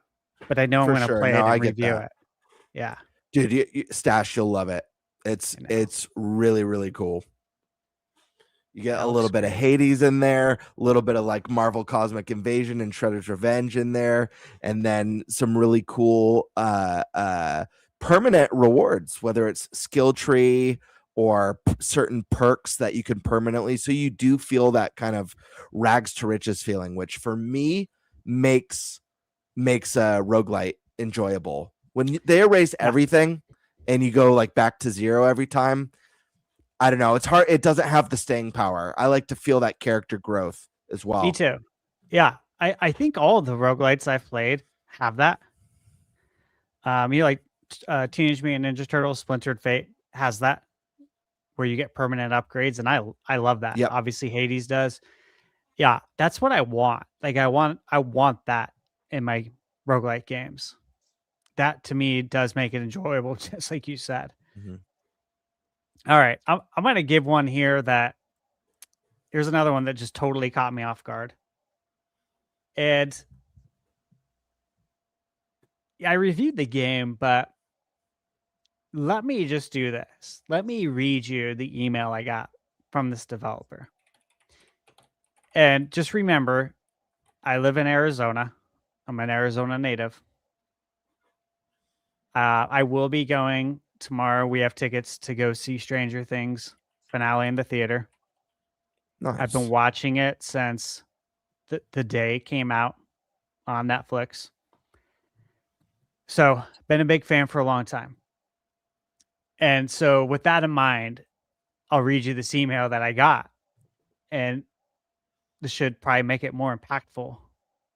So, first off, the email subject line says, "Try out the 80s inspired action RPG now." And I'm like, okay, let's see what this is, right? And it says, "Hi, Steve. This is so-and-so from Dangan Entertainment. And just letting you know that review codes for our much anticipated Kingdom of Night are finally here. Perfect timing if you're getting excited for Stranger Things Season 5. I was like, okay. So I keep reading.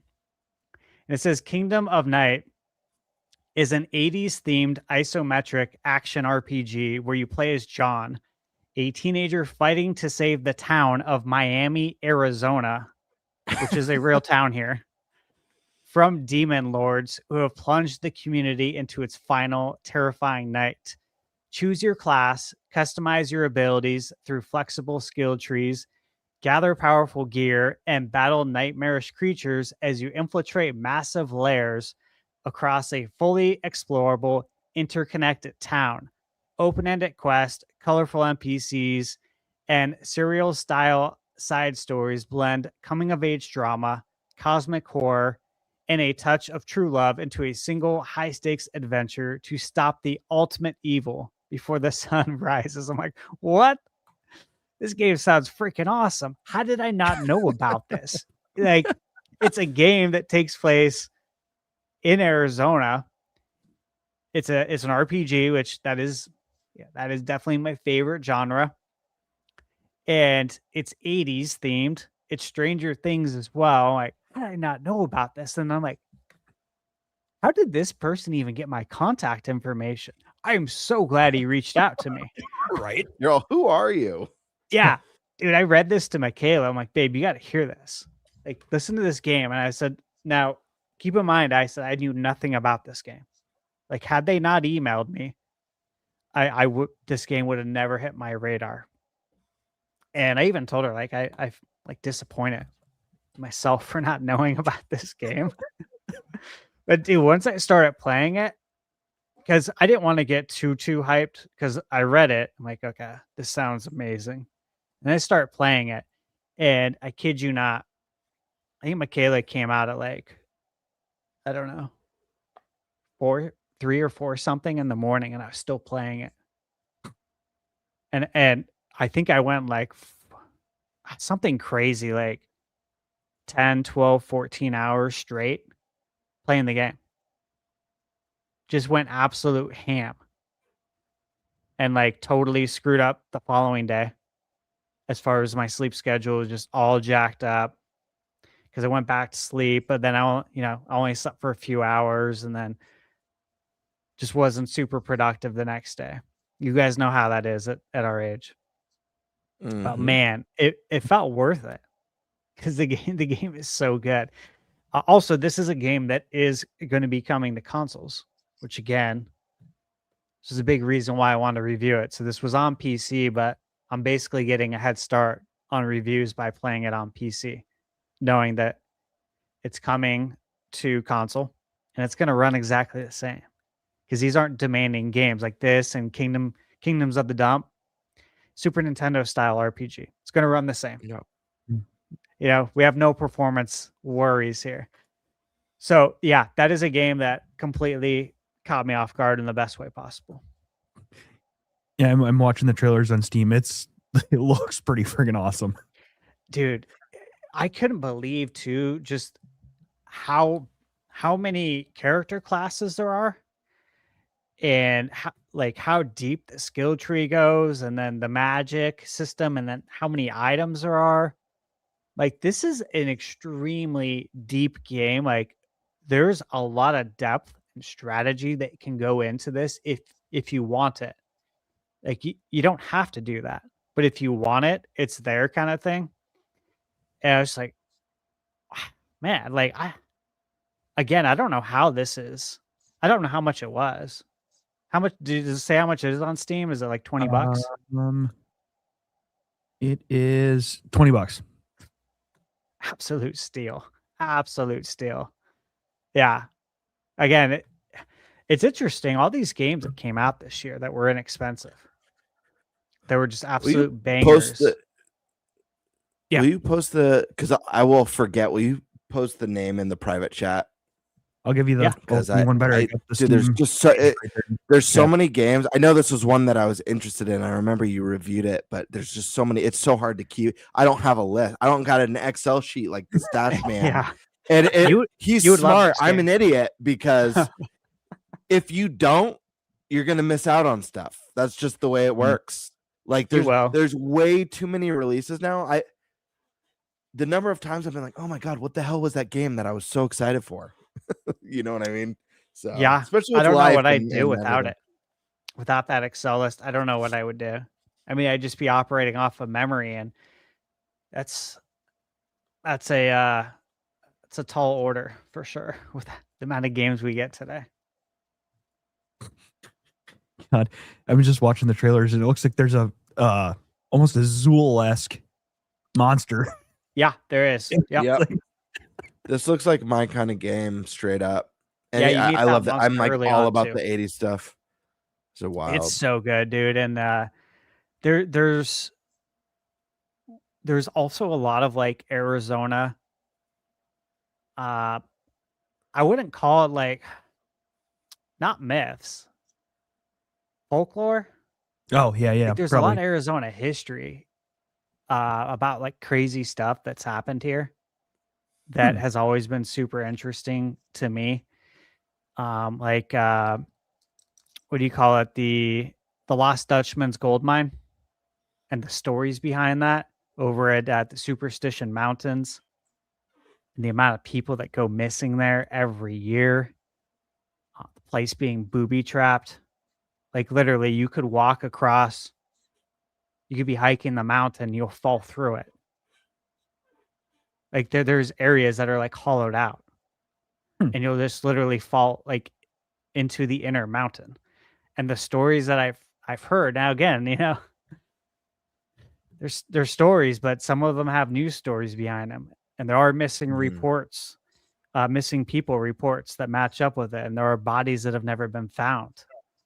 And I don't want to get too deep, but man, I'll tell you what, the fact that they intertwine that into the game, it's like, this is so cool. Like anyone who's a gamer that lives here in Arizona, and like you've lived here a long time, I feel like you owe it to yourself to play this game. You feel like you're supporting the state. Like this should help our local economy, kind of thing.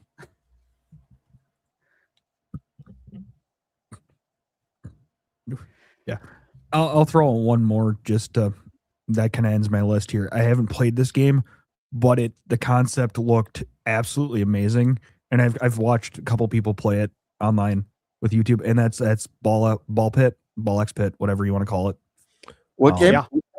Ball X Pit or Oh, Ball Ball Pit, Pit. whatever you want to call it. I don't know if they pronounce the X or not, but You don't. no. Okay, so it's Ball Pit. Okay. Yeah. I only saw it because Devolver Digital, I was talking to them about it because that's a game I'm playing right now Ah, got for it. review. And I asked them, like, between you and me, do you pronounce the X? Like, Mhm. how would you guys say it? They're like, oh, Ball Pit. I'm like, okay. Okay. I mean, It is- fair enough.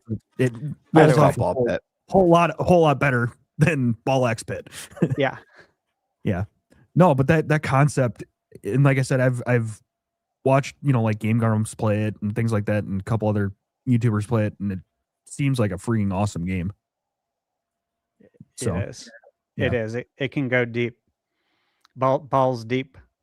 Ah. That's what they say. Bird, you got any more? Yeah, I'm gonna double dip on one that I mentioned in the previous segment. Metroid Prime 4. This game was one of the most surprising games to me. Now, that might sound funny considering I say it slightly was under my expectations.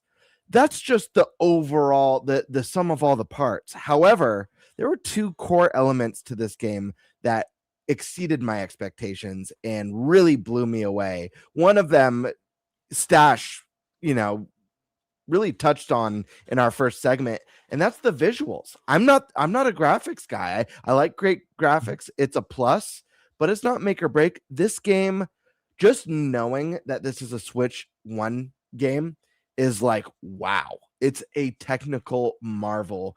And I definitely think there's two things at play here. One, it's just the graphics are insane, all things considered. And two, the art style, because it isn't a photorealistic game. But man, some of those skyboxes in this are just like, holy shit, they cooked on those skyboxes.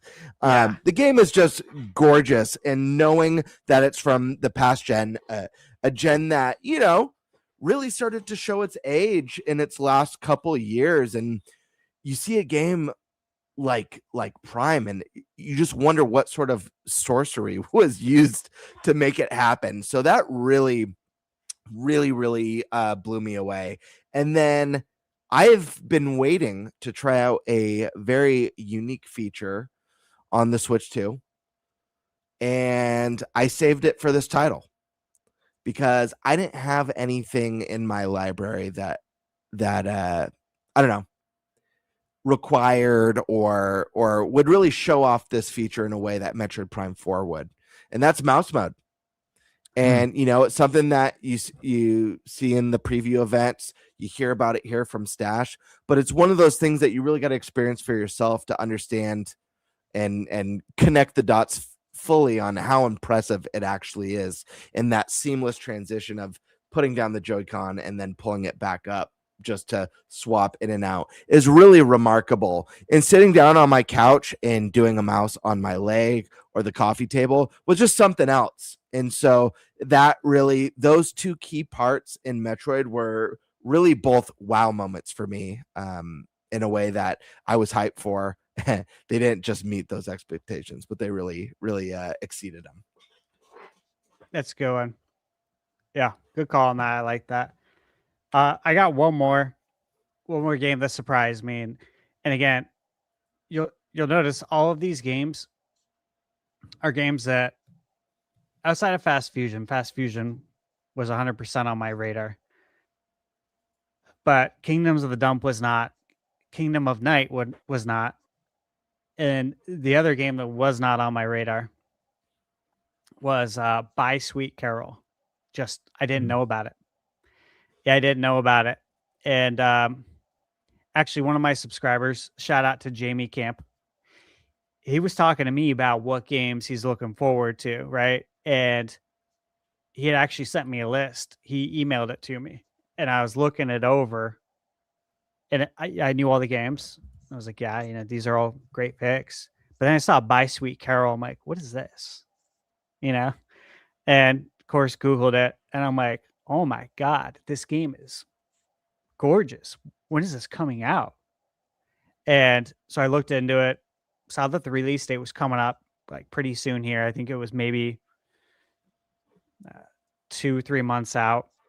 I'm like, okay, I need to reach out to the developer, because not only is this art style insane, but this looks like a game I would really enjoy. And, people should know about this game because this is cool. Like, I think it pushes the medium forward from an art style perspective. I mean, I said it in my review, but it reminds me of like 80s Disney animation. Something that ages obviously like a fine wine, but it's in a video game. Like, you actually are controlling what looks like 80s Disney animation. I was like, this is crazy. I haven't seen anything like this before. And when you've been doing this, you're like gaming your whole life. The amount of times you can say like, this isn't something I've ever seen before, is not many. So when it does happen, it's a cool moment. And so, yeah, I had to reach out to the developer, sent emails to developer, publisher, DMs, like anything I could to try and get their attention. And finally I did. And, super nice people. Once I finally got a hold of them, I was so happy to be able to play this game early and review it. And yeah, that was a game that, again, it just was not on my radar. Didn't even know about it. One of my subscribers, Jamie, mentioned it. I'm like, all right. And that's how it all happened. It's an amazing game. I have a review up. Obviously, they're all spoiler free, but it's on Switch. It's on PlayStation. It's on PC. It's on Xbox. It's on everything. Super cool game. That's my last one, though, for the surprise picks. I don't know if you guys have any more.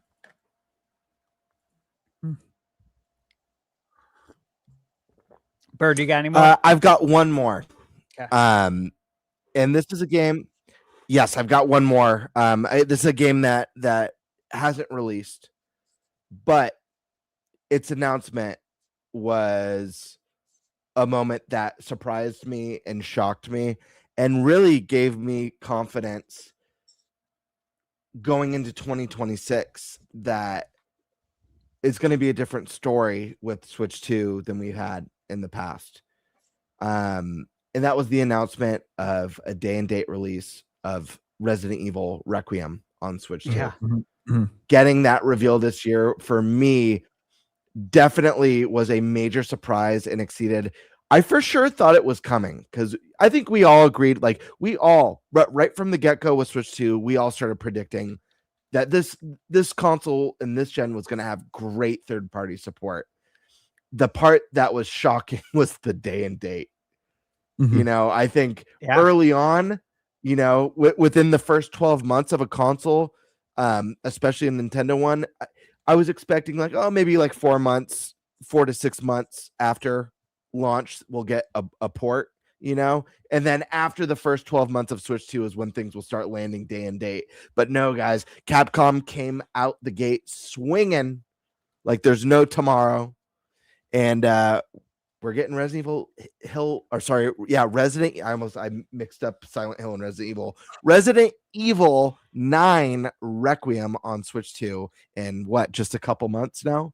Insane.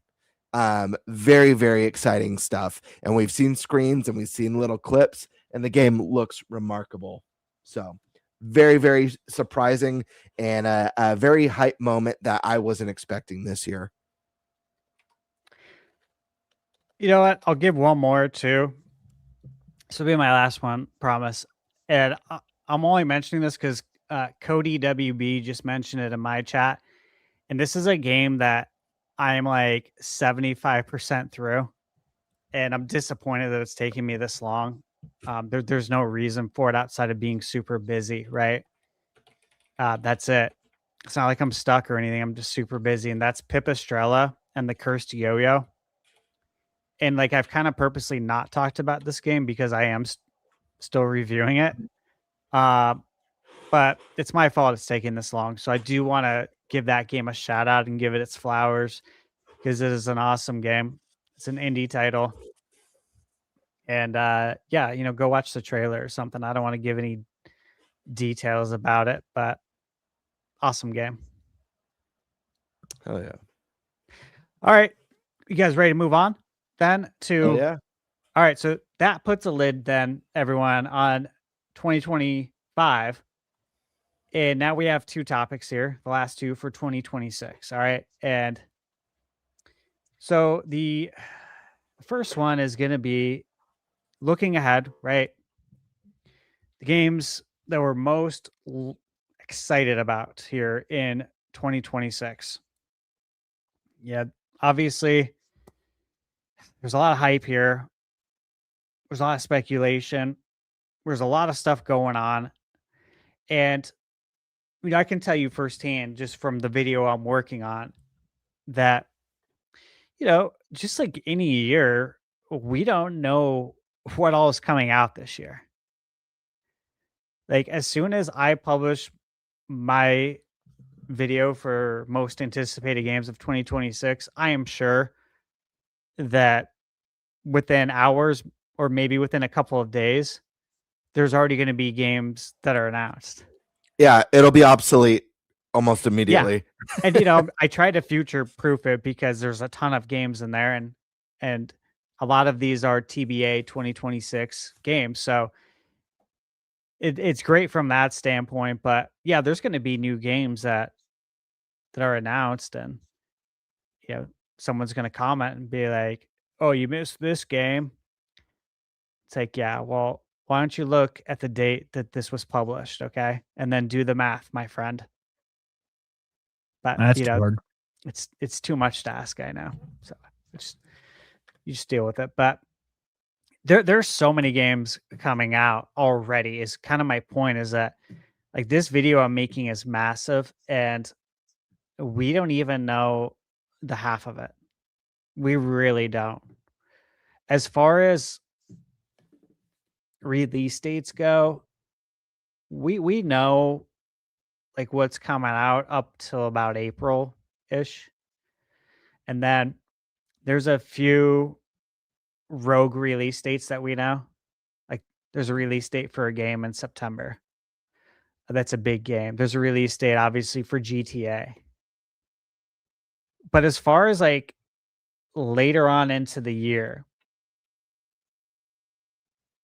we have a few in May that are dated, one in September, one in November. The rest, you know, it's like TBA 2026. So it's really interesting because we just don't know what's on tap. But that's what makes this topic fun, is that there are a lot of games coming out. We don't know exactly when. Some we do. Obviously, if it's early on. And so I'll kick us off here with the first game. And this first game we can all relate to because we've all played it. Okay. And we know when it's coming out. It's coming out very soon here, March 19th.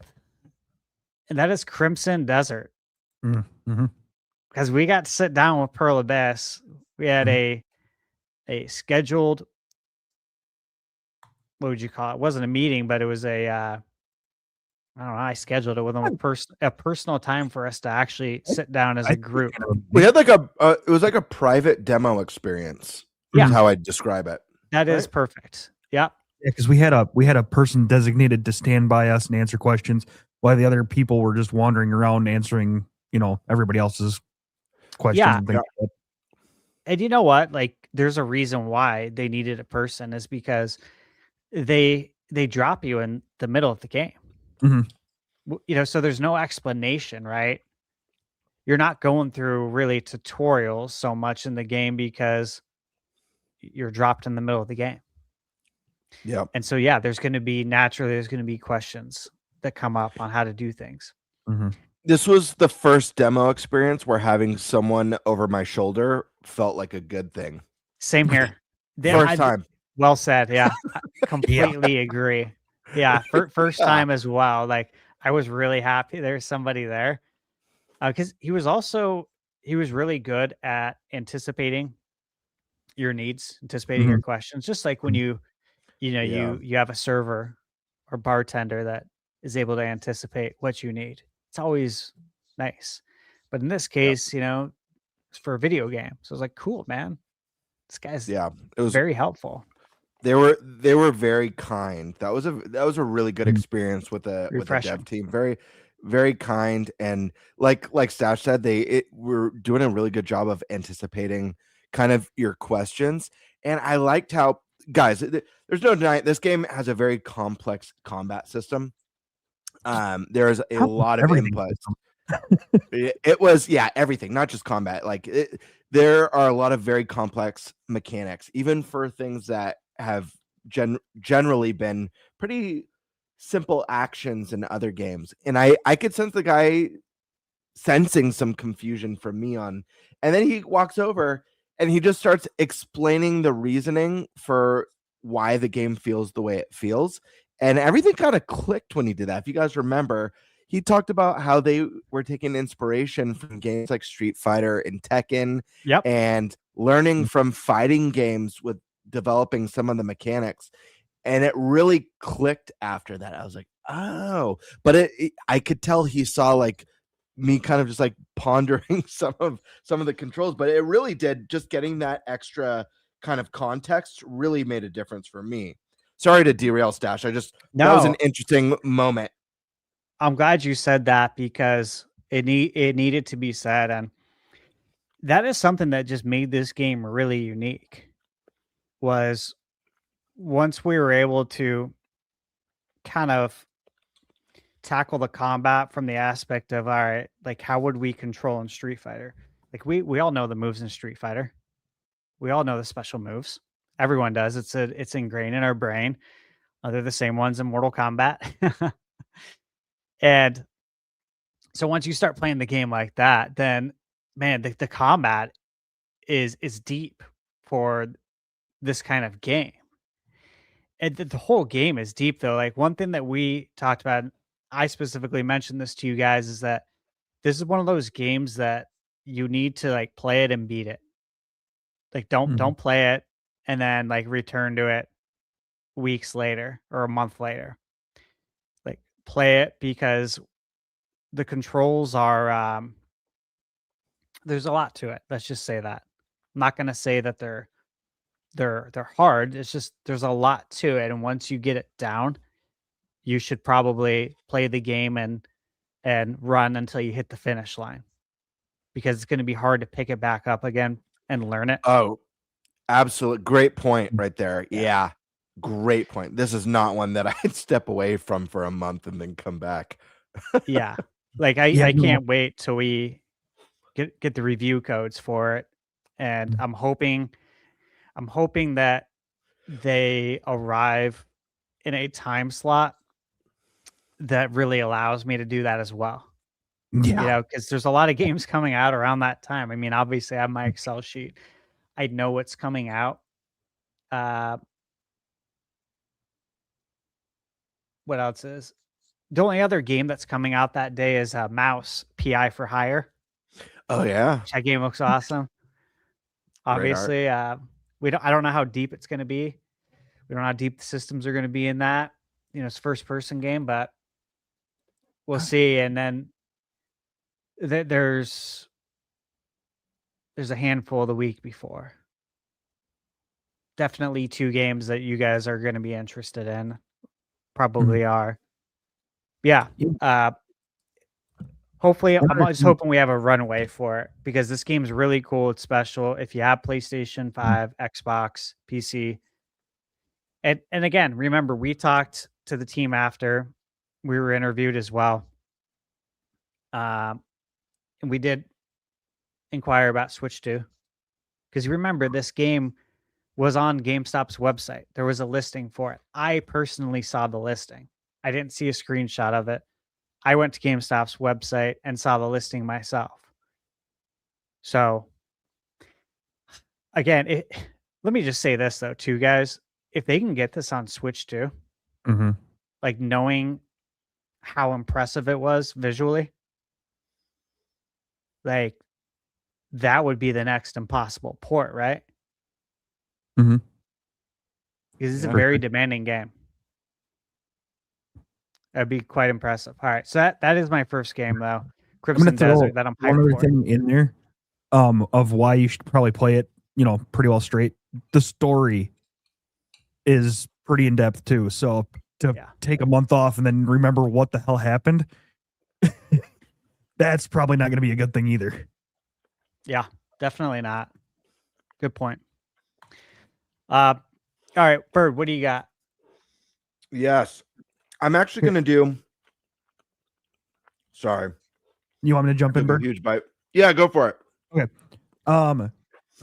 Obviously one of the games that I had said in the last one, Mina Hollower. That one I'm looking forward to. I haven't played the demo yet. That is one of the things on my list. I know you guys have. You'd had great things to say. You had some great things to say when you came out of the meeting with them. But it looks like an amazing game. Looks like I should, we'll have a lot of fun with it. So that's one of the ones that I'm looking forward to. Well, I'll just since you mentioned this, I'll just say what I have to say about it too. And Bird, I'm sure you're looking forward to this one as well. So I will just say that, look, I don't think it's going to be too much longer before we get Mina. I did play the demo all the way through, and then again we met with Celia B.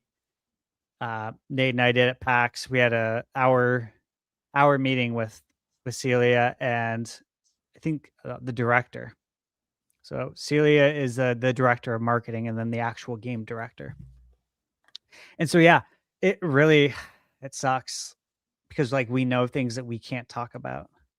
Yeah. And when you guys find out about it, I just know everyone's going to be excited about it. But I hate sitting on stuff that we can't say. Like it, you know how it is. It's just so annoying. I want to talk about it, but I'm so excited for it. Can't wait. So that was on my list too. So glad you mentioned it, Bird. Yeah. I'll echo what both of you said on Mina. That was going to be on my list, but just for the sake of time, I think we all agree on this one. It looks great. If you played the demo, it plays great, and it's definitely very, very high up there. I'm actually going to pick two, probably each time it's my turn, because there are so many games that I'm excited for in 2026 that I could probably spend 3, 4, maybe even 5 hours on this segment. I play a lot of games. I play a lot of stuff. So to start it off, I'm one game I'm choosing is a guarantee for Switch 2. The other has not been announced for Switch 2, but it's one that I'm confident will come at some point, and maybe it will come in 2026. We'll have to wait and see. The first one, the obvious pick, it's currently, we don't have many Nintendo games announced yet, but we have one that I feel is the creme de la creme so far of what's been announced. And guys, that's Fire Emblem Fates Weave. It's the next generation of Fire Emblem games. I love RPGs. I love tactics games. I love story and character driven games where I could get immersed in the worlds and the lore. And Fire Emblem is a game that nails this. Three Houses, I think, is top 5 Switch game easily. Probably even an easy top 3 for a lot of people. It's that good. And you really got 3 campaigns in one game, which is remarkable. So my hype level is insanely high for Fire Emblem, and I think the game not only looks beautiful, most beautiful entry in the series, but I really like the theme of this one with kind of like the gladiator arena. Looks like there's going to be a lot of spectacle, and a unique take that we haven't seen on the series before. So Fire Emblem super high up there. The next one, this one might be a little bit of wishful thinking, but maybe not, because Capcom has shown a tremendous amount of support. And now people are even talking about the possibility of getting Monster Hunter Wilds on the console. So this game that I'm going to announce would be a dream come true, because I've talked about it on the show before. Listen, when I have a favorite series, I'm very passionate about it. And when it's one that we haven't seen in a long, long time, and we finally get a new entry, it feels like a dream come true. And this is a game that was revealed at last year's Game Awards. I was there. I was shaking in my seat. I couldn't believe what I just saw. Ladies and gentlemen, the brand new Onimusha Way of the Sword. Guys, Capcom's been killing it with their Nintendo support. We've gotten the classic Onimusha 1 and 2 remaster on Switch eShop. I mean, we still need to get 3, and we need to get the 4th game, Dawn of Dreams. 3 is my personal favorite. 3 and 1 are my 2 favorites, but I am so amped for this game. Onimusha is a series that means not as much to me as Zelda, but it is up there. It is way up there. It was my first PS2 game. I became enamored with the series. It was my favorite series on PS2. So this is just a very special title for me. It's just like when we got a reveal for a new Okami. Really, really big deal.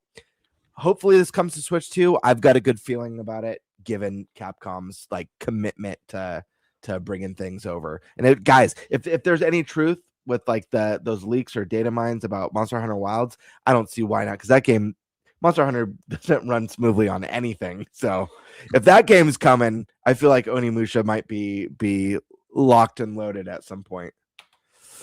I agree with you on that. Great picks.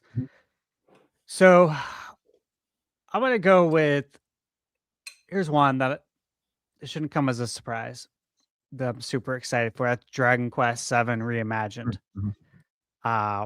Look, man, you guys know I'm always talking about Dragon Quest and how I want to see it become as popular here in the West as it is there in Japan. And like for me, Dragon Quest and Final Fantasy are just like the top tier RPGs. And Dragon Quest VII is a game that I really enjoyed back in the day, back when it was called Dragon Warrior. It's Dragon Warrior 7. It was always called Dragon Quest in Japan. In the US, it was Dragon Warrior. And that was the last one, if I recall, that was called Dragon Warrior. So I think the thing that obviously really got me excited, and I talked about it on the podcast, was the art style. Because they took all the promotional, all the key art from Dragon Quest VII. What I mean by that is like the advertisements you'd see in magazines of like the characters. And it looked so cool back then.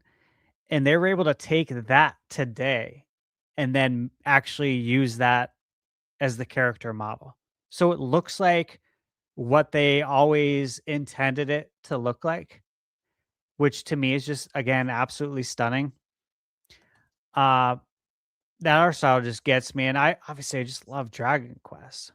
And this game is known for how long it is. Very long game. And I'm excited for that. Yeah, I put in a crazy amount of hours on Dragon Quest 11S. And I wouldn't take any of that back. So for me, I'm like, all right, I'm ready. I'm ready for the next one. And at the same time, we got to keep in mind as well, it's Dragon Quest 40th anniversary, 2026, which doesn't get talked about.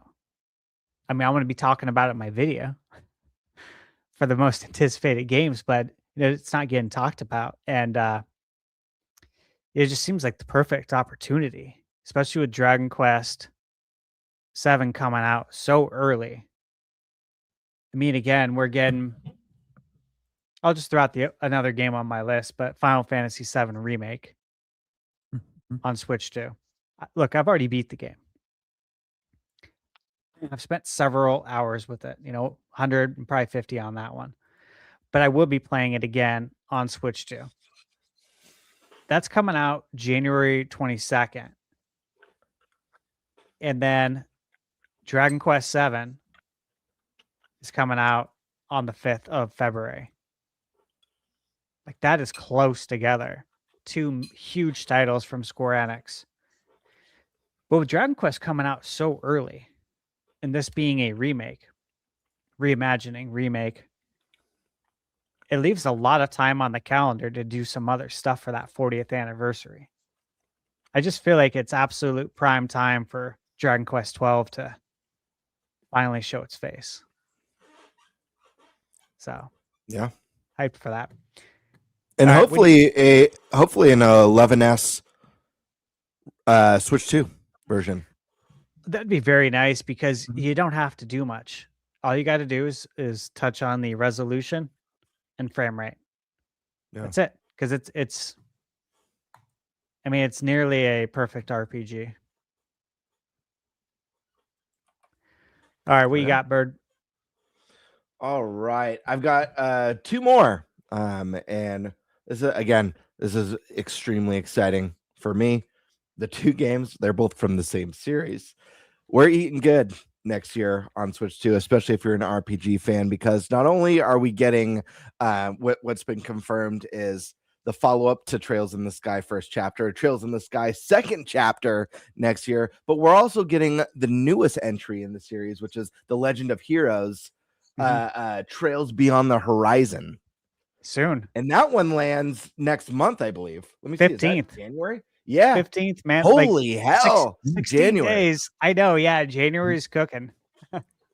So again, guys, like, this is a series. If you love Final Fantasy, if you love Dragon Quest, if you like just great RPG series, do not sleep on this one. The only difference you're going to find here between Trails and Final Fantasy or Trails and Dragon Quest is that this series, it's made up of multiple trilogies that all share the same world, and characters do interconnect and plot threads do interweave through the different trilogies and stuff. So definitely check out this series. We have both of those coming. We are eating good. We're already off to a great start. Well, we've got Final Fantasy stashes talking about. We got Dragon Quest. We've got 2 Trails games. We've just started our 2026 hype, but it's looking good.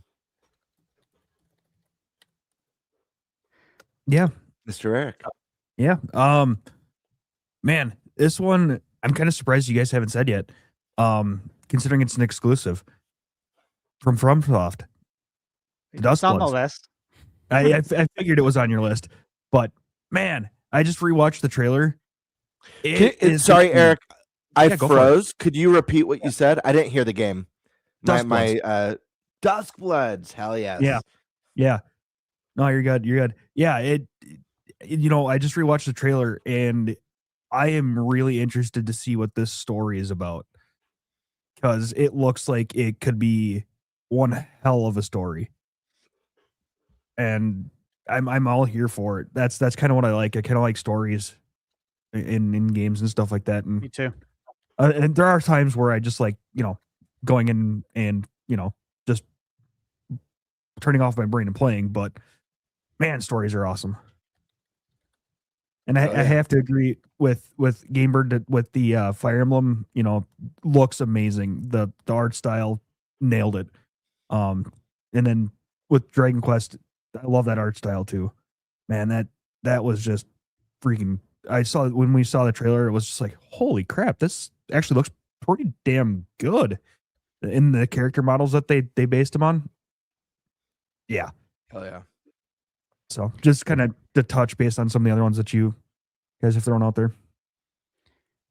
All right. I'll give you guys I have a lot, but I'm not going to go overboard because I do have a video these will be appearing in. So Right. I'm going to give you ones that shouldn't be too, they're not deep cuts, essentially. These are games you should know about. All right. So The Adventures of Elliot. My God. Hell yeah, dude. Yeah. So look, I rarely play demos. Okay. Just, it is what it is. Like when the game comes out, I'm ready to go. I rarely watch movie trailers, right? I'll know if I like it. Otherwise I want to enjoy it when it comes out. I don't need anything else. Occasionally, I say rarely I'll play a demo. This one I played.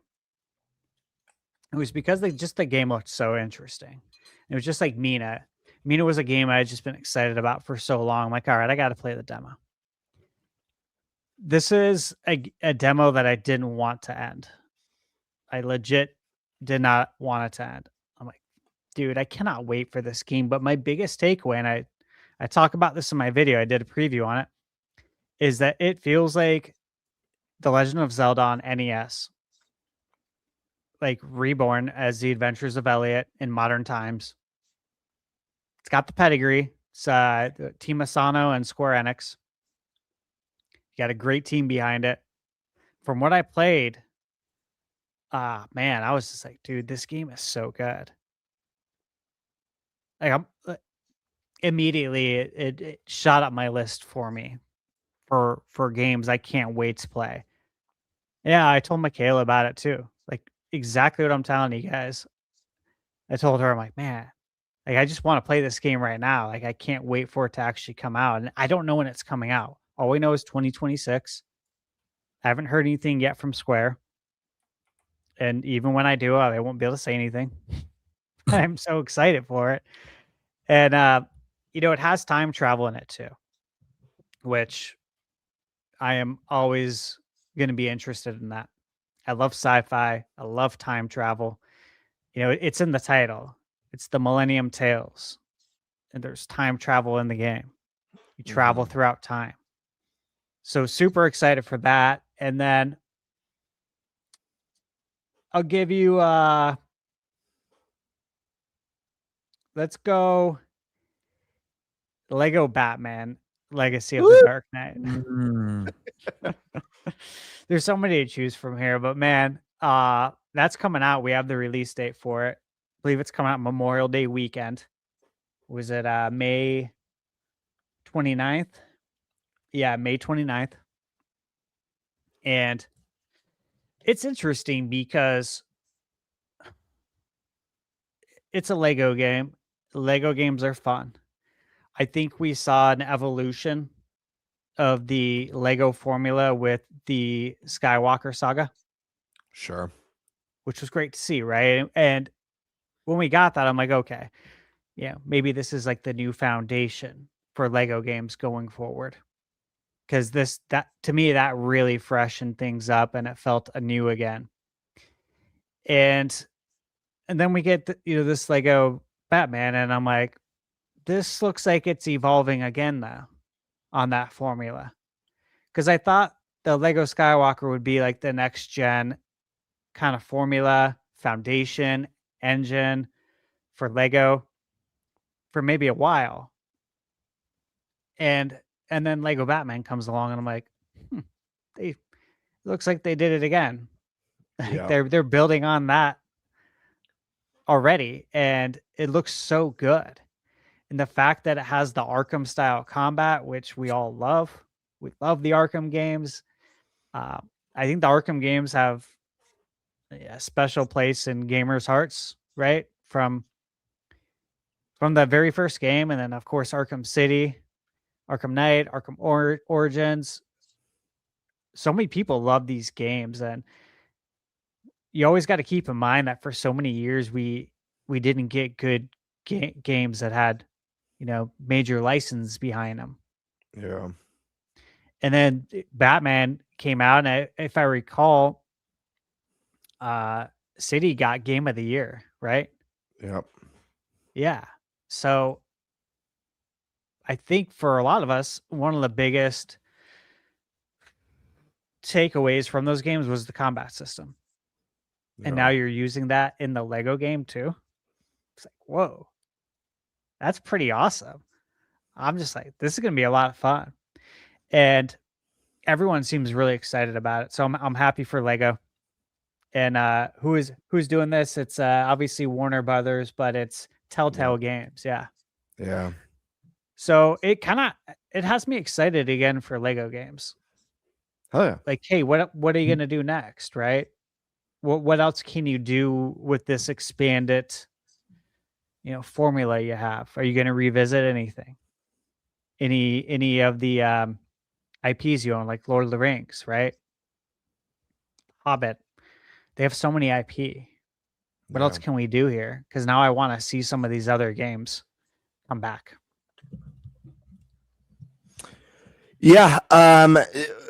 First off, kind of like on a side note, it's interesting that you mentioned like the license games aspect of it, because I was, sometimes I think about because I'm such a nerd. Sometimes I think about retro game, not sometimes, all the times I think about retro games and gaming experiences I had growing up, and I always think about like ways to like add to my collection, games I miss, games pickups that I could keep an eye out for, whether it's Sega stuff or Nintendo stuff that means something to me. And I was thinking about how much times have changed, because licensed games were like everywhere. Growing up, it was such a big thing. There were literally licensed games everywhere, and now it's very like, I feel like it's kind of starting to make a comeback again, but it's very much few and far between compared to the 90s or even early 2000s, where it's like there was so much, like every big movie had a game, every big superhero movie or fantasy movie had games based on it, not just one, multiple games based on it. Yep. Yeah, wow. But anyways, I have so many more, and I don't have an anticipated list, so I'm just gonna rapid fire a bunch and be really brief. Amber, can I jump in real quick, because I'm gonna have to step away here. I'm gonna throw it real quick, and then I'm gonna step away. I'll listen on my phone just to hear what you're saying. One of them that I'm looking, kind of hoping, fingers crossed, that they finally get right is Mario Tennis Fever. Hopefully they can finally get a Nintendo Mario sports game done correctly again. That's what I'm hoping for. If not, I'm not holding my breath on it, but it's something that I'm hoping they get right. And then the last one that I have is Yoshi and the Mysterious Book. That the gameplay looks like it could be a lot of fun. It's definitely an interesting concept. I know, woohoo, Yoshi game, baby game, quote unquote. Who cares? I think it looks like it could be a lot of fun. Yeah. So good picks. I just wanted to jump in before I had to step away real quick. But let's talk about those picks, Gamebird, because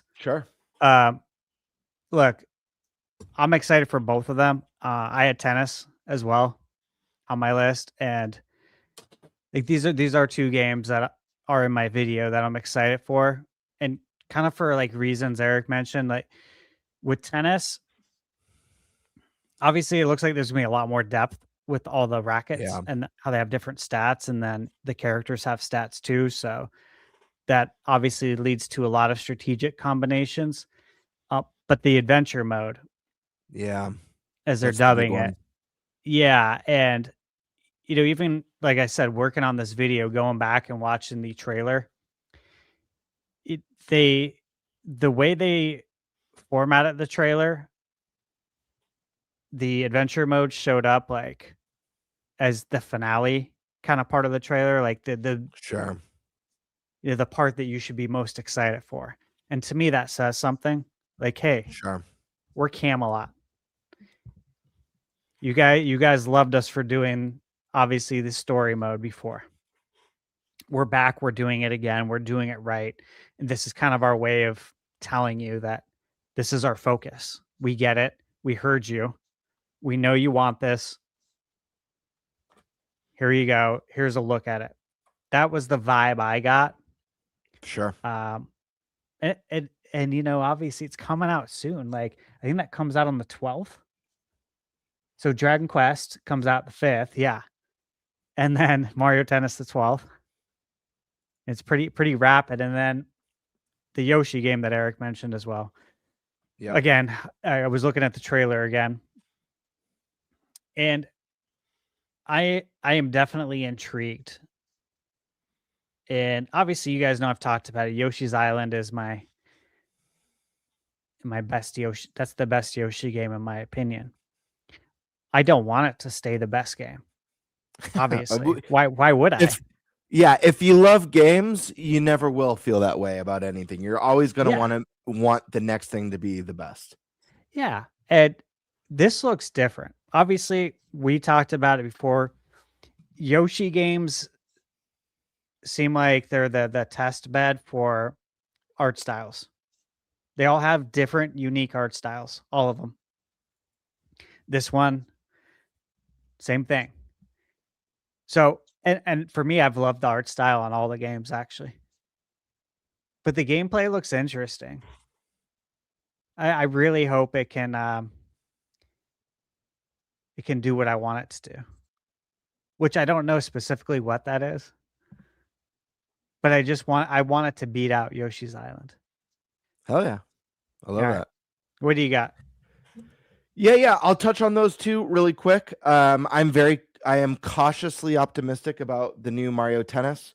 I think it presented better than the last two entries and presented better than the last Mario Soccer. I really hope this one kicks ass. It looked like a lot of fun. Like you said, the adventure mode is a huge draw. I feel like the Mario sports games used to be fantastic. And I feel like the recent entries have had a drop in quality or have felt less inspired, than the way they used to feel. So I really hope this is a return to form and that we get a Mario sports game that kicks ass again. Would be really exciting, but cautiously optimistic on that one. As far as Yoshi goes, listen, I was floored by the art style. The game's stunning, period. It's just gorgeous with like all that penciling and incredible artistic direction. I definitely expect this game. We haven't seen much for next year, all things considered, but I wouldn't be surprised to see this one in best art direction, which is wild to see a Yoshi game land in that. The game is that beautiful. As far as my hype on this one, I'm curious. I would say I'm Yoshi curious, but I've only loved one Yoshi game, and that's going back to the Super Nintendo. Yeah. Yoshi's Island. It's literally the only one that I've ever loved. I've skipped out on Yoshi's recent adventures, but it's just because I know they're not titles for me. I understand the charm. I love the arts, some of the art style they've done for it. Like Woolly World is a beautiful and unique looking world. But yeah, they're just, I don't know. We need something with a little bit more punch, I guess.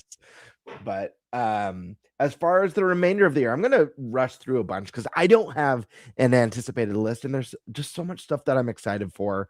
Yeah. Even like sticking in January, there's an indie game that I've wanted to try out for a while, and I've been wanting to play it on console. It's getting a Switch 2 edition. It's called Core Keeper. I'm sure you've heard of it. Oh, Core Keeper. Yeah, I have heard of it. I thought you were going to say a different game. Well, I'm running through a bunch. Dispatch is another one. This is a game that I'm very curious to check out. It seems like a very unique experience. It's got the superhero stuff going on. Did you see it got dated? Yeah, absolutely. Yeah. Wild. Soon. I'm looking at it right here. So those two are also, January stacked for me. With Legend of Heroes, Final Fantasy VII,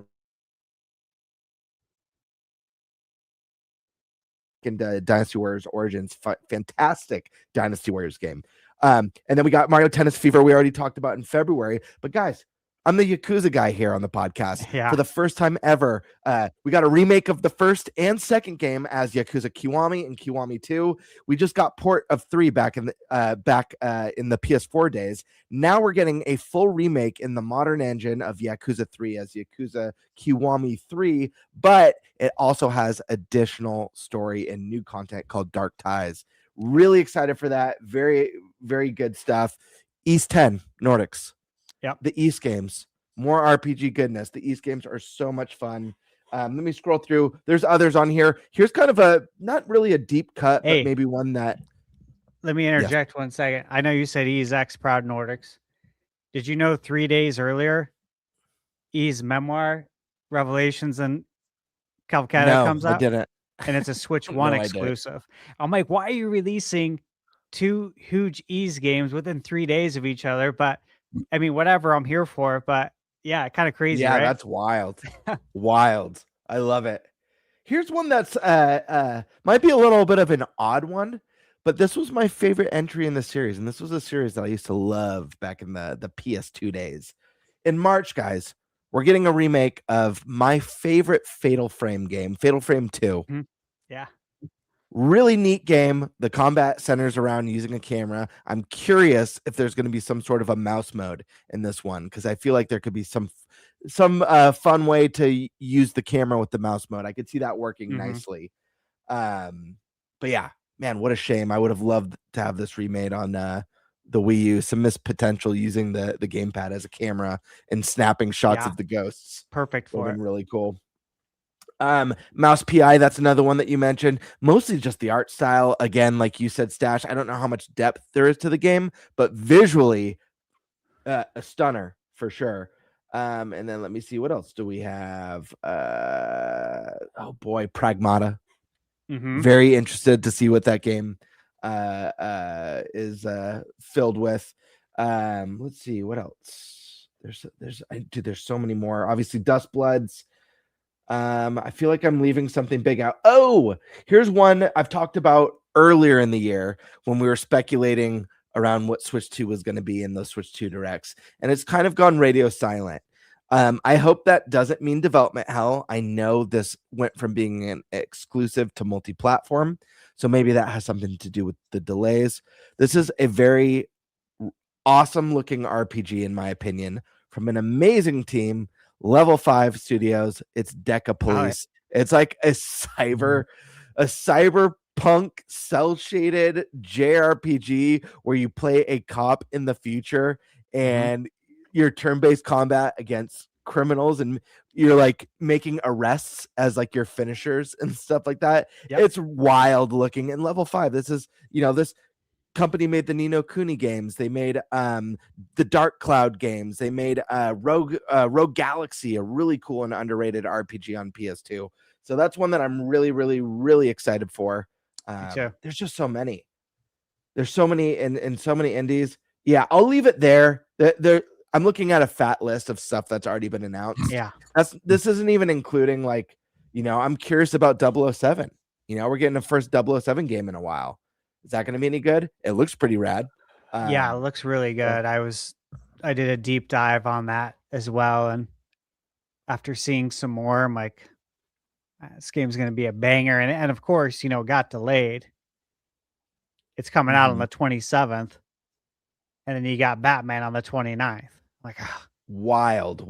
Batman is definitely one. How could I forget? I don't know if this was confirmed as a 2026 title, but in the event it was, we just talked about it last episode. Project M from Bloober Team. Oh yeah. They're cooking, man. Yeah, 2026, guys. Think of all the stuff that all of us collectively just named that we're excited for. Games that have so much potential to be good, great, or masterpieces. And then think about the fact that we're not even in the new year yet. And as far as announcements, these companies, whether it's Sony, Nintendo, or Xbox, they've barely scratched the surface. We haven't even gotten the goods yet, because you don't get the goods the year before. You get the goods the year of, especially with Nintendo. I feel like we know maybe 30 35% of what's coming out, Sure. which is crazy because like I have enough on my list to obviously last me for the next couple of years as far as like what's coming out. Like, but there's so much unannounced stuff. And then Um, I think there's even room to alter that percentage with the fact that like we're getting so many incredible indie games that are like popping up out of nowhere now too. Like when you factor that part in and how good of a platform switches to experience the indie scene, yeah, I think that leaves room for that scale to even slide even further. it does. Yeah. Eric, what else you got? Anything I got else? nothing. That was the last two that I threw out before. All right. We mentioned Resident Evil collectively. We're getting 7 through 9, and again, that's coming out soon here. Roughly 2 months. And then I'm gonna say Ace Combat 8. That looks so sick. It does look really good. Yeah. Whatever they're doing with the story mode, obviously it looks like the scope has increased dramatically there. I'm excited for that. I don't know if it'll come to Switch too. Obviously, it's not announced for that yet. The Eternal Life of Goldman. I've had this pre-ordered since September 2024, which is when it went up for pre-order. And of course, I'm keeping tabs on this game. I have been the whole time. And it looks awesome. It looks like a modern day DuckTales. Yeah. But deeper. And so like how could I not love that? So I'm very excited for that. We don't know when it's coming though. Monster Hunter Stories 3 though. Oh my gosh, how did I forget that one? Again, scope. This is another one where like you can tell the scope has increased. And then the development team at Capcom had made a comment about how they want the Stories games to be on par with or even greater than the main games. And I think when we all saw the trailer, we could tell like, okay, the scope's really increased in this, right? Yeah, they leveled up. Yeah. And then that comment came after the fact. So he didn't say it before. We all thought that. And then after the fact, that comment came out from the development team. And it's like, okay, we were thinking it. That's what you're actually doing. This makes sense. Like, this is really great to see. And so I'm super excited for that game. That's in March. There's so many, and I can't go through this list, but one other one you got to keep on your radar. Bird, I know it's on yours. Replaced. Yep. Yeah. Yeah, we haven't even talked about anniversaries. Yeah. It's a big year for that, for a lot of stuff, but we'll leave that to another podcast, right? But Yeah. there's so much. I want to mention one more game that I can't believe. I may have frozen it, so I apologize if one of you guys said it and I didn't catch it. None of us mentioned Splatoon Raiders. I am very intrigued to see what this game is. I know you are, yeah. I can't believe I forgot to mention it. Yeah. Yeah. Because this is, Splatoon has I got my daughter Splatoon 3 for Christmas. I had to. First off, she loves Splatoon, and they had it for $30 during Christmas time. GameStop had a great sale on it. So her and I over Christmas week played a ton of Splatoon together. We had a blast.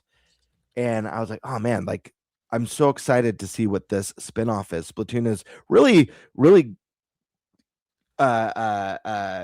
picked up this nice fan base. There's still tons of people. It's so easy to get in matches still. And I'm just really excited to see them expand upon the lore and the setting and the characters and what other kind of gameplay loops they could come up with these characters and this world. So I'm very excited about that.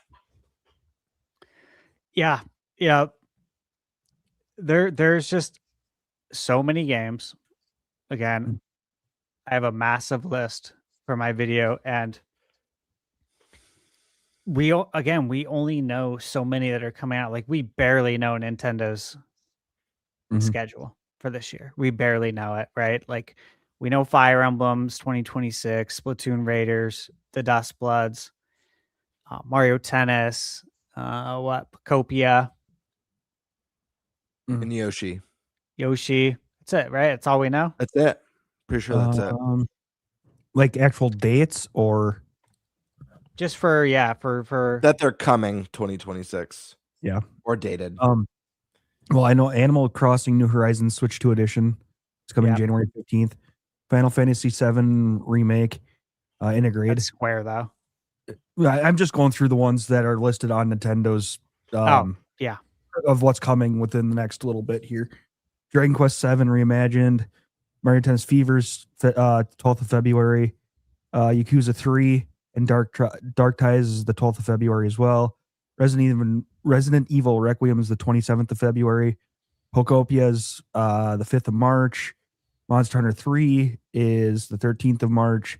007 First Light is the 27th of March. Wrong. Tamagotchi. Still. What? Yeah. They just need to update it. Nobody's updated it. All these websites I go to too, they still have it listed as that. It's May now. Oh, it's May now? Nintendo's even got it as March. That's what I'm saying. This is why I keep my own list. Yeah, right. Tomodachi Life is autumn 2026. Mario Wonder Switch 2 edition is autumn 2026. Yoshi's autumn. Yep. They changed it from spring to autumn? That's what it's saying on the website. Really? Interesting. That went undetected because that has always been spring. That was spring as of like a few days ago when I was on the website. They must have just changed this. What's the Wow. Right there.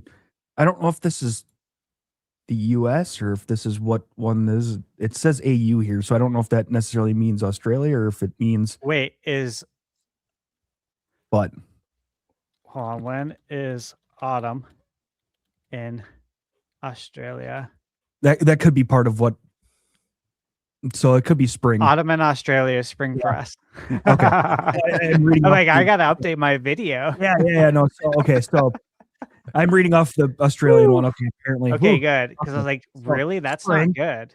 Yoshi's trying spring. to pad up the calendar like that. Yoshi spring. So anyone that had said autumn is spring for the US. Fire Emblem Fortune's Weave is 2026. Dusk Bloods, Orbitals. Oh my gosh, Orbitals. That's got to be high up there. This is a brand new.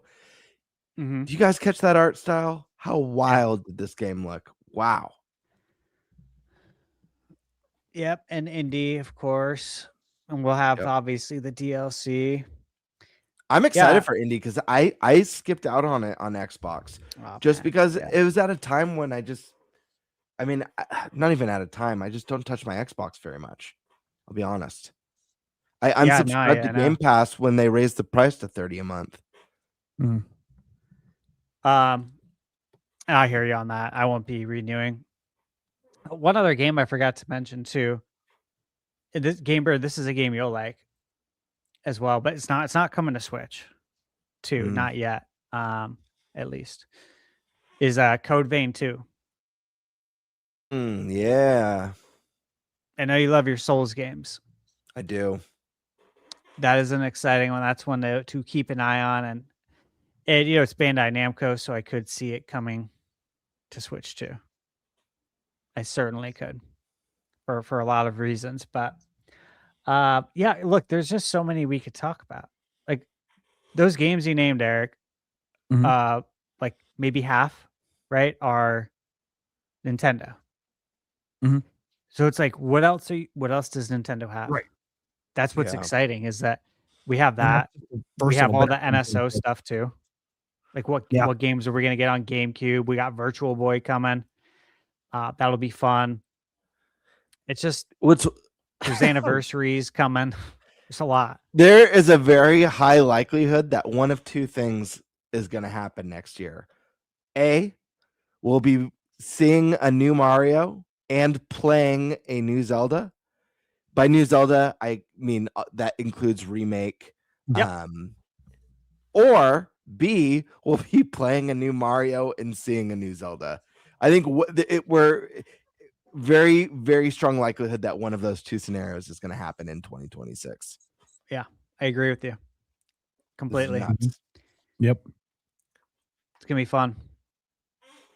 That's what's exciting right. though about a new year. Yep. Is that everything's on the table. Right. Anything can happen, and it probably will. All right. Well, do you want to jump into super chats? Do you want to go into Should our? we do? Let's do gaming resolutions real quick. Oh my God! How did I almost forget about Yeah. that? Okay. Let's do some gaming resolutions. We don't have to make it too long. Could have just some fun. Yeah. I got one. This was my resolution last year, and I hit it. And so I think I have to do it again this year. Like this is a growth resolution that obviously it involves gaming as well. So my resolution last year was to review more games than the year before. And while we were doing the podcast, I went, to my channel and counted out how many reviews I had. And yeah, I included previews as well because they're just as much work. Sure. And I did more. I did a lot more than I thought.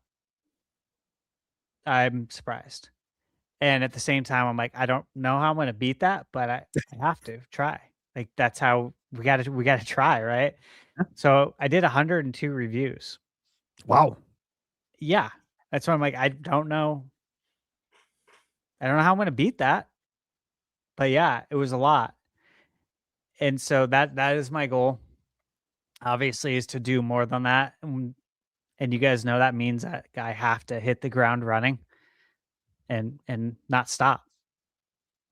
Like I got to sprint the whole year. So yeah, I don't know how I'm going to do that. I don't want to think about it. That's probably my biggest resolution is to review more games, guys. That's review almost every 3.5 days, Stash. That's insane. I don't That is know. insane. I mean, I've worked crazy hours this year. I really have. It's been nuts. I feel like I've been running since we left for the Switch 2 experience. And like it's been nonstop since. And you guys know how busy we were at PAX. Mm-hmm. And you guys know how busy I was after that because I pumped out like 20 videos, and then the same thing goes for the Switch 2 experience. When I got back from that, I like didn't get out of my seat. It felt like for like 7 days because it was just non-stop. So I hope we get more of that though too. Like we're gonna be wiser going into PAX for 2026. And I think we did a really good job. But now we have one more year. We have a year of experience.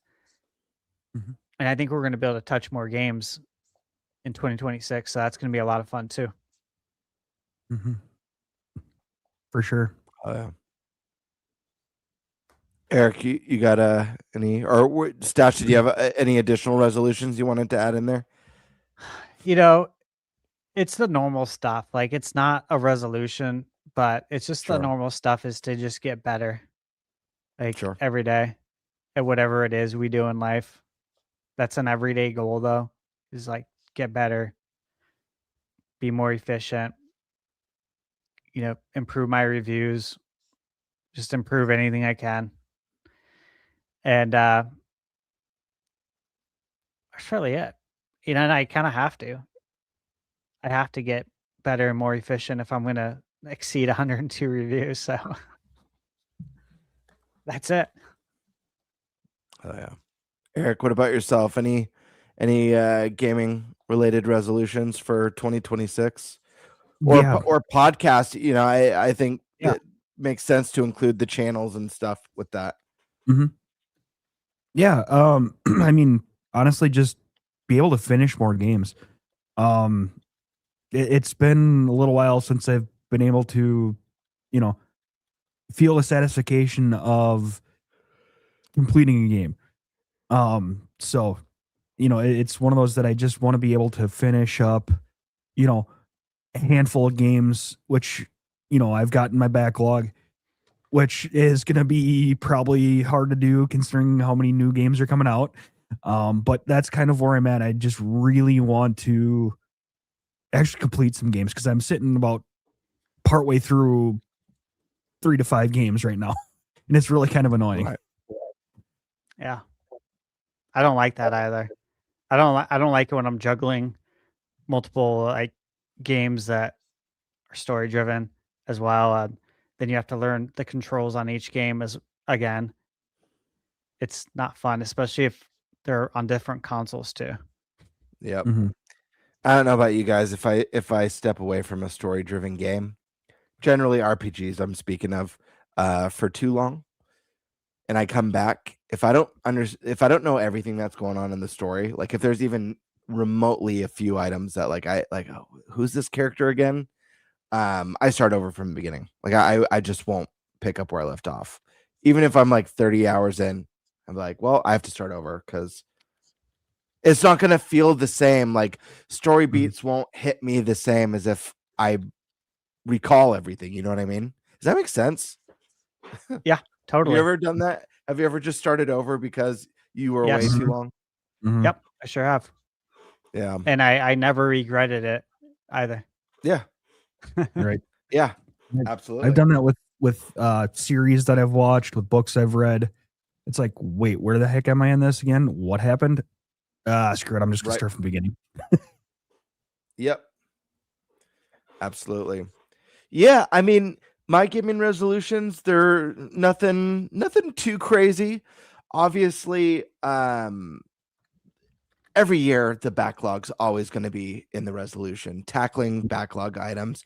Like I said at the start of the show, there's games from generations past that just never made their way onto my lap that I'd love to play. I hate the thought of missing out on classics. And I know it's impossible. Like you can't play everything, period. And part of making those choices is making sacrifices. I make sacrifices every year. What am I going to play? What am I going to miss out on? Because I just don't have the bandwidth. I just don't have the time. But I don't know. I get in moods sometimes where like I kind of want to take a break from new releases and go back and dive into the past and have an experience that I missed out on. And I've discovered treasures that way. There were games that I never played, like Wild Arms. That's one I missed out on that I played. I want to say in the PS4 gen and loved it. I'd love to play. I've only played the first one. I'd love to play more in that series. Or another one that I missed in the PS1 era was Vagrant Story. You know what I mean? Yeah.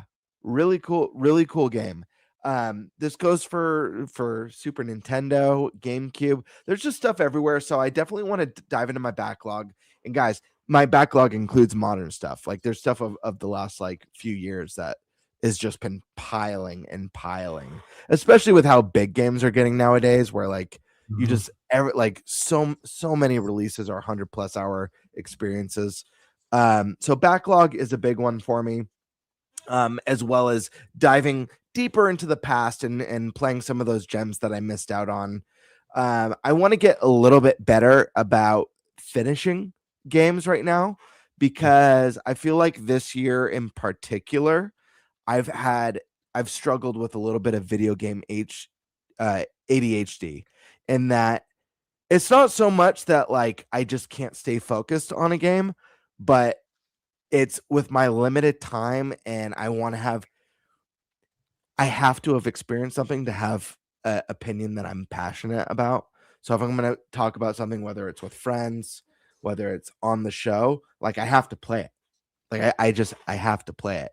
And then I get the FOMO too, like the fear of missing out. If I don't get to this now, I know I'm almost done with this one, but if I don't get to this one now, I'm probably never going to play this one. Whereas if I come back to this, I've only got, maybe 2 hours left before I'm dead. So a little bit of the video game ADD I want to cut back on and really just stick to my guns, finish what I'm playing, then move on, even if that means missing out on the hot game at the moment. So that's one. And then lastly, I guess the big one would be content wise. I want to get locked in. I also want to review more games. I've only done a few reviews, but I've had so much fun doing the few that I've done. And I have a couple more that are going to be coming out very, very soon. And I really want to grow my portfolio of reviews. I'm really enjoying reviewing indie games, but definitely will make exceptions for certain titles. There's so many games I would love to review. If I could get an in with Grasshopper and Suda 5-1 and get Romeo's a Dead Man early and review that would be thrilling because I love his games. And I feel like they're games that need a little bit more press, Did you see when that's coming out? No, it's soon, right? Is it February or?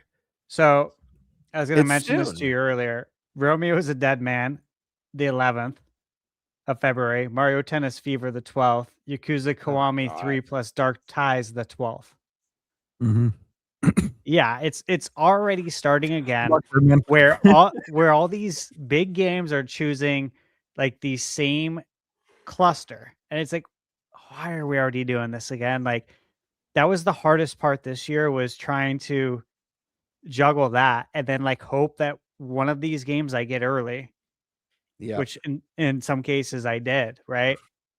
But like, what was it? Octopath Traveler, Metroid Prime 4. I got Octopath early, thankfully. But it was that, Metroid, and something else. It's like so many games were picking that day, and there was several times this year that happened. I'm like, why are we doing this? Can we not do this next year? We're already doing it. Right.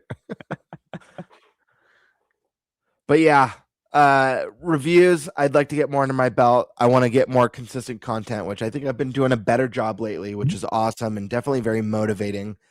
And more of a personal one, not really necessarily related to video games, but it can be, is one of my favorite things about making videos, especially when I get to do something a little bit more creative, like the intro for the podcast or the skits I've done in the past or the skits that I'm currently working on, is growing as a editor and a content creator and creatively learning new edits and stuff is very, very rewarding.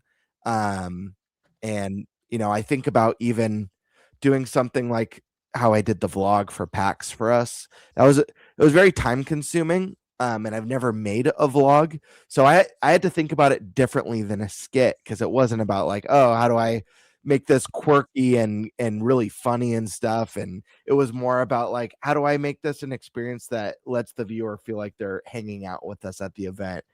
And so I want to grow in that way too. That way, next year, I'd like it to be an annual thing where I just do a yearly vlog, and there's kind of like a history of NintenByte at PAX. I think would be so fun.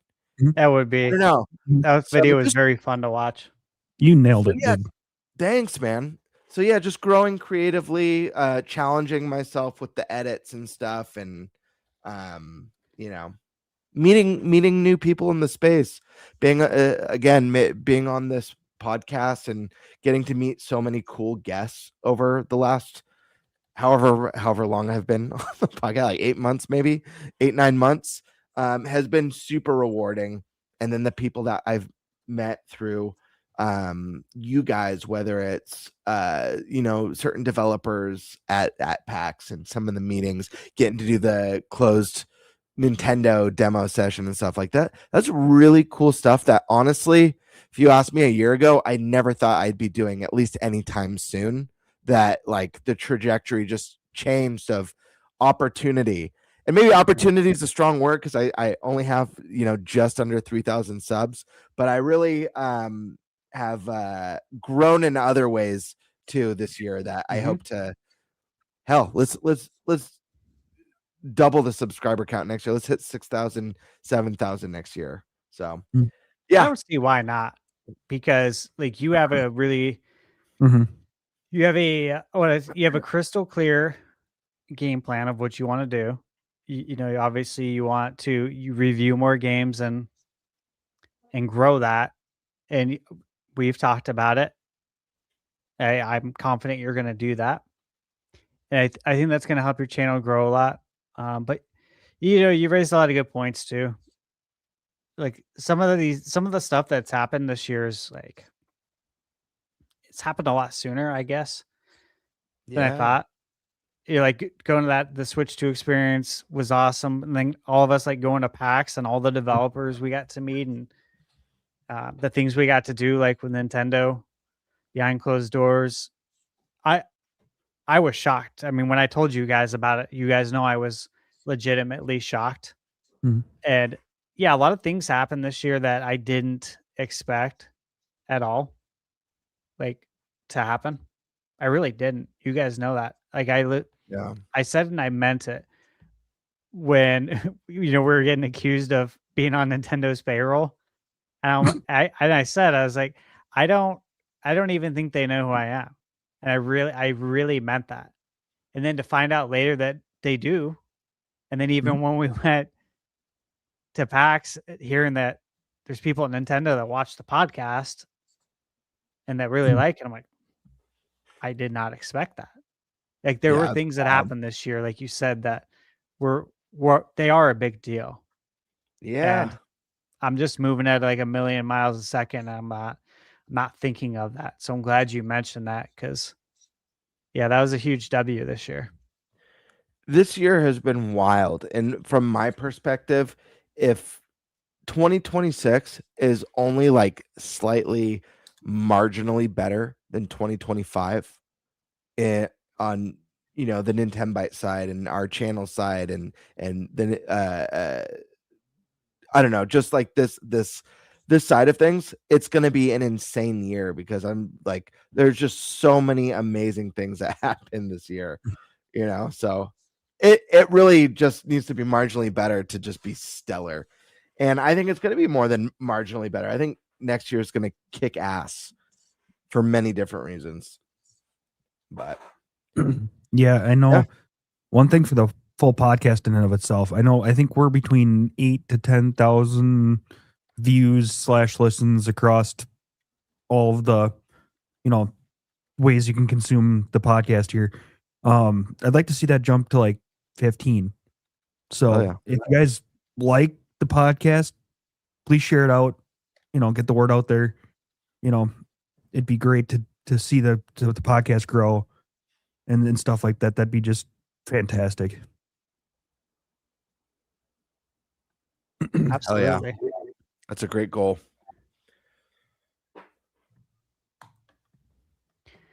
Yeah. I think these are all good goals. They're realistic. I think we can all hit these. I don't know how I'm going to do more reviews, but I'm going to say I think I can. Yeah, great. We're going to need to go to every other day. Stash is going to be on an IV, just like liquid, like a feeding tube, and an IV, just like just playing. Yeah, he's gonna need gamer subs IV'd right into him. Yeah. That would be really helpful. Right. Honestly. No, I Stash, you need to invent a chip of some sort that allows you to play games in your dreams, so that way you can just keep going. Someone said that in chat earlier. I'm like, that's that would really elevate everything, wouldn't it? Mm-hmm. Yeah.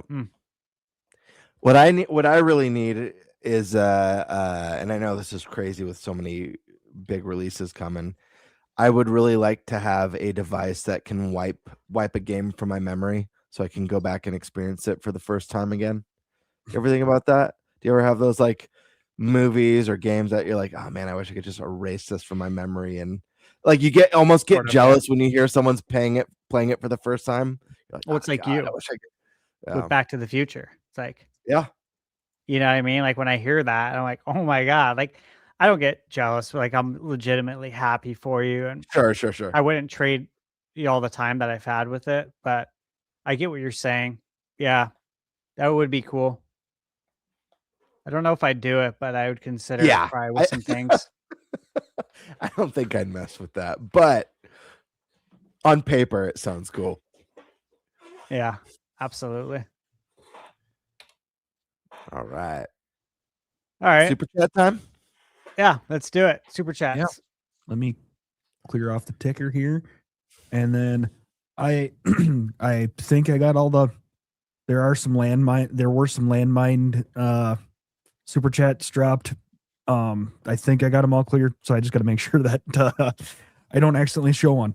So, let's go ahead and get into it. Hey, NintenByte from Kraken Jax. Hey, NintenByte crew, what's everybody's game of the year? For me, it's sure Fantasy Life I, the girl who steals time. Have a happy new year. Game of the year. Thank you, NintenByte or Yeah, thank Kraken you. Jack's girl. There. Happy New Year to you. Oh, what game? Yeah, if I was going with the Nintendo game, I'd say DK Bonanza. Yep. Yeah, Nintendo game DK Bonanza. I think my favorite experience of the year was Expedition. Just a beautiful game for so many reasons, and like to see something like that with a turn-based combat system that feels fresh and exciting in a day and age where a lot of people are saying turn-based is dated and a thing of the past is really cool. It's just really, really cool. Yeah. Excuse me. For me, I mean, I love Bonanza. I probably will love it more when I actually finish it. But right now, I'm having a really fun time with Age of Imprisonment. So I think that for me right now is my game of the year. Perfect. All right. Jump down to the next one here. Demonic Brawler. Happy New Year, everybody. Thoughts and prayers out for Nate and his family. Perfect. Absolutely. Thank you. Thank you. Happy New Year. Yeah. Pokemon fan. Prayers for Nate and his family. Happy New Year. Thank you. Yes. Happy New Year. Free my Red Hat. Wowza. Yeah, right. Hell yeah. Steak gifted 5 All Nintendo right. Prime memberships. And then Demonic Brawler coming with Bring Back NFL Blitz and NBA Jam and NHL Hits. Hey, anything's possible in a Right? new year. Right? Hey, that's one of my resolutions. Get that speak that into existence. Seriously. One with snowboard kids. Trying Why don't hard. we have a Mario hockey game? Like, why don't we have that? That was wild to me. That Yeah. is pretty wild. But also not football. Right? Yeah. Oh, backyard sports is coming back, so Yep. that'll be fun. Wow. That'll be cool. Is that? Yeah. That's wild. All right. Jorge FT, member for 3 months. Steak. What's everyone's far out there guess for an unannounced so far Nintendo game that will come out next year? Far out there guess for an unannounced Nintendo game. Yeah.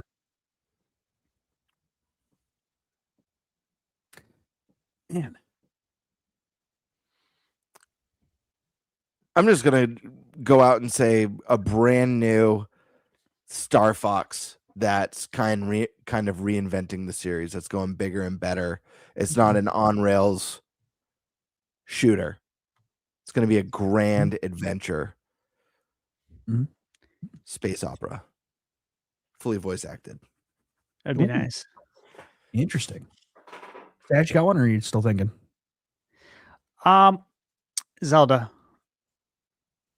Zelda. Okay. Remake or new game? I think remake. I don't think that's too far out there, though. I will say, I think that's actually a solid. I think that's a solid guess. Prediction. Should be. Yeah. For me, I'm just happened to pop into my head. I don't know why, because I've never played any of them. But Kid Icarus, getting a new game of that. That would be cool. Would like to see that. Yeah. So I thought for sure Stash was going to say Wave Race. right. NSO, I expect it. Yeah. Yeah, it should be. It should hit in the summer, right? Blue Storm. Now, are you a bigger Wave Race 64 fan or Blue Storm fan? Which one is 64. your okay? By far. Better soundtrack, better but handling, not better water though. but not better water. Yeah. GameCube's got the better graphics, but the control and soundtrack go to 64. Yeah. Yeah. So Gamebird, you kind of brought this up, so I'll jump to this one here real quick. Steak coming in with Metroid Prime 4 equals 18-year wait, 3D DK equals 26-year wait. What's the next dormant IP they are going to bring, and is it Star Fox? I think Steak probably knew I would pick Star Fox, is what I'm right. guessing.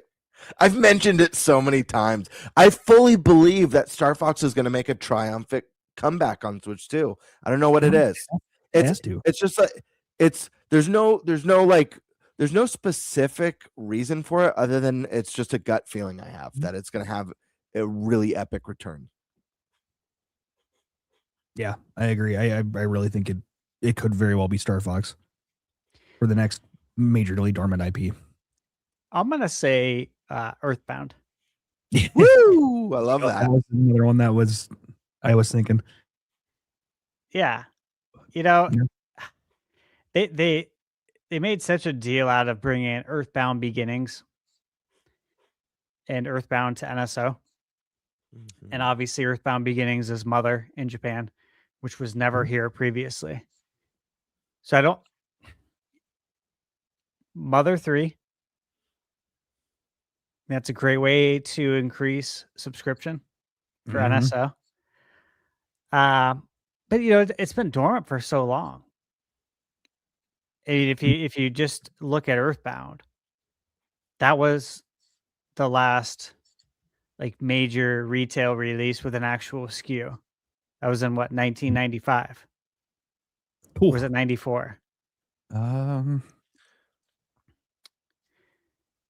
And outside of that, it's just odd. You've been in or not everyone, but almost all the Smash Brothers games. I think you got to bring Mother 3 over. I really do. Yeah. Looks like June 5th of 95. Yeah. August 27th of 94 in Japan. Okay. Yeah. That's what I thought. Yeah. I think you got to bring that over. I think you got to get these out. Look, there's too many games that are inspired by Earthbound. Right? Just like there's so many games that are inspired by Metroid and Castlevania. And so much so that there's a Metroidvania genre now. Like you got to come back and take what's yours, Like there's so many companies today that have been inspired by Earthbound, and then they went out and made games, right? Yep. Undertale, Deltarune, there's so many. And the same goes for that, for Metroid and Castlevania. Like go get it. You went out and did it with Dread. Konami, you're up. Yeah, we're due for something Castlevania. I'd really like I think it would be cool if Nintendo brought Mother 3 to the States. In the same way that they brought was it Live Alive? Is that how you say it? Is it Live Alive? Yeah, which was Japan only. Live Alive. I've heard it all. Right. that game. That game. They brought it back to the States, but they brought it back with the HD 2D. It would be really cool to see like Mother 3 get.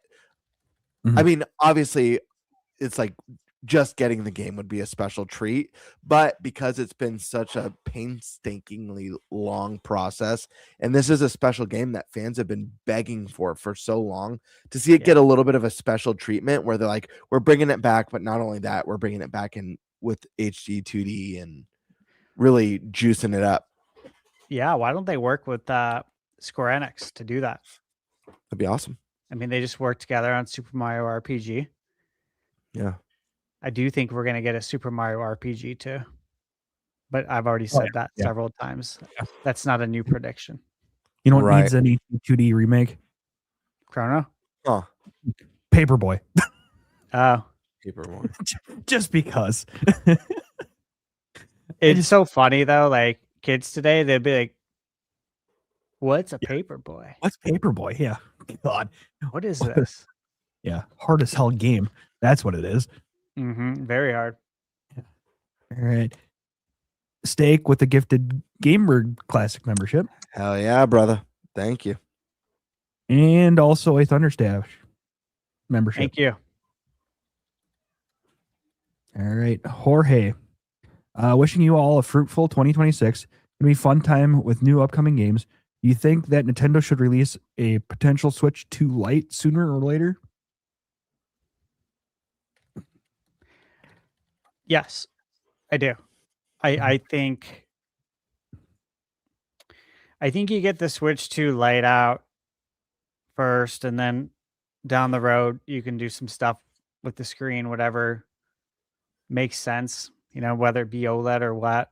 But yeah, I think you get the Lite out because that will grow the install base, and that's what you need to do right now.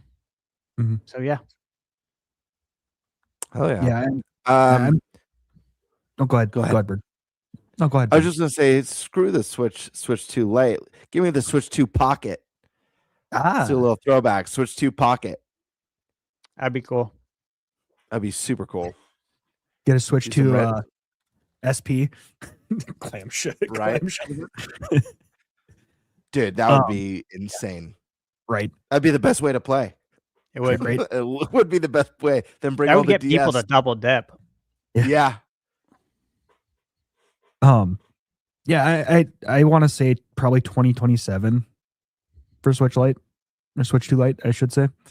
And I mean, I'm guessing they're going to follow somewhat similar to the Switch model, you know, how they released that, maybe a little bit slightly moved up because, you know, we kind of know what's coming, quote unquote, know what's coming next.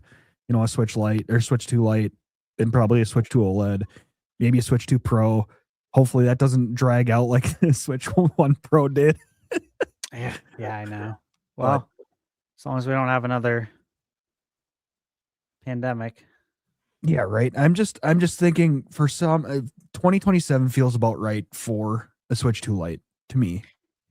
Well, plus we got to factor in, I do think we should get something next year, like some sort of special Switch 2 for Zelda. So that'll be, you know, a different model there. Give me those golden Joy-Cons or golden Pro controller, please. Still want that Metroid one that was mocked up. That guy did such a good job with the mock-up. Yeah. Yeah. Demonic Brawler. Here's my wild card prediction for 2026. Konami makes an official announcement of 2 new Castlevania games. First, an all-new 2D adventure, but the second, a 3D reboot of the series, both coming to Switch to day one. So I will say this in my video. I've already recorded my video.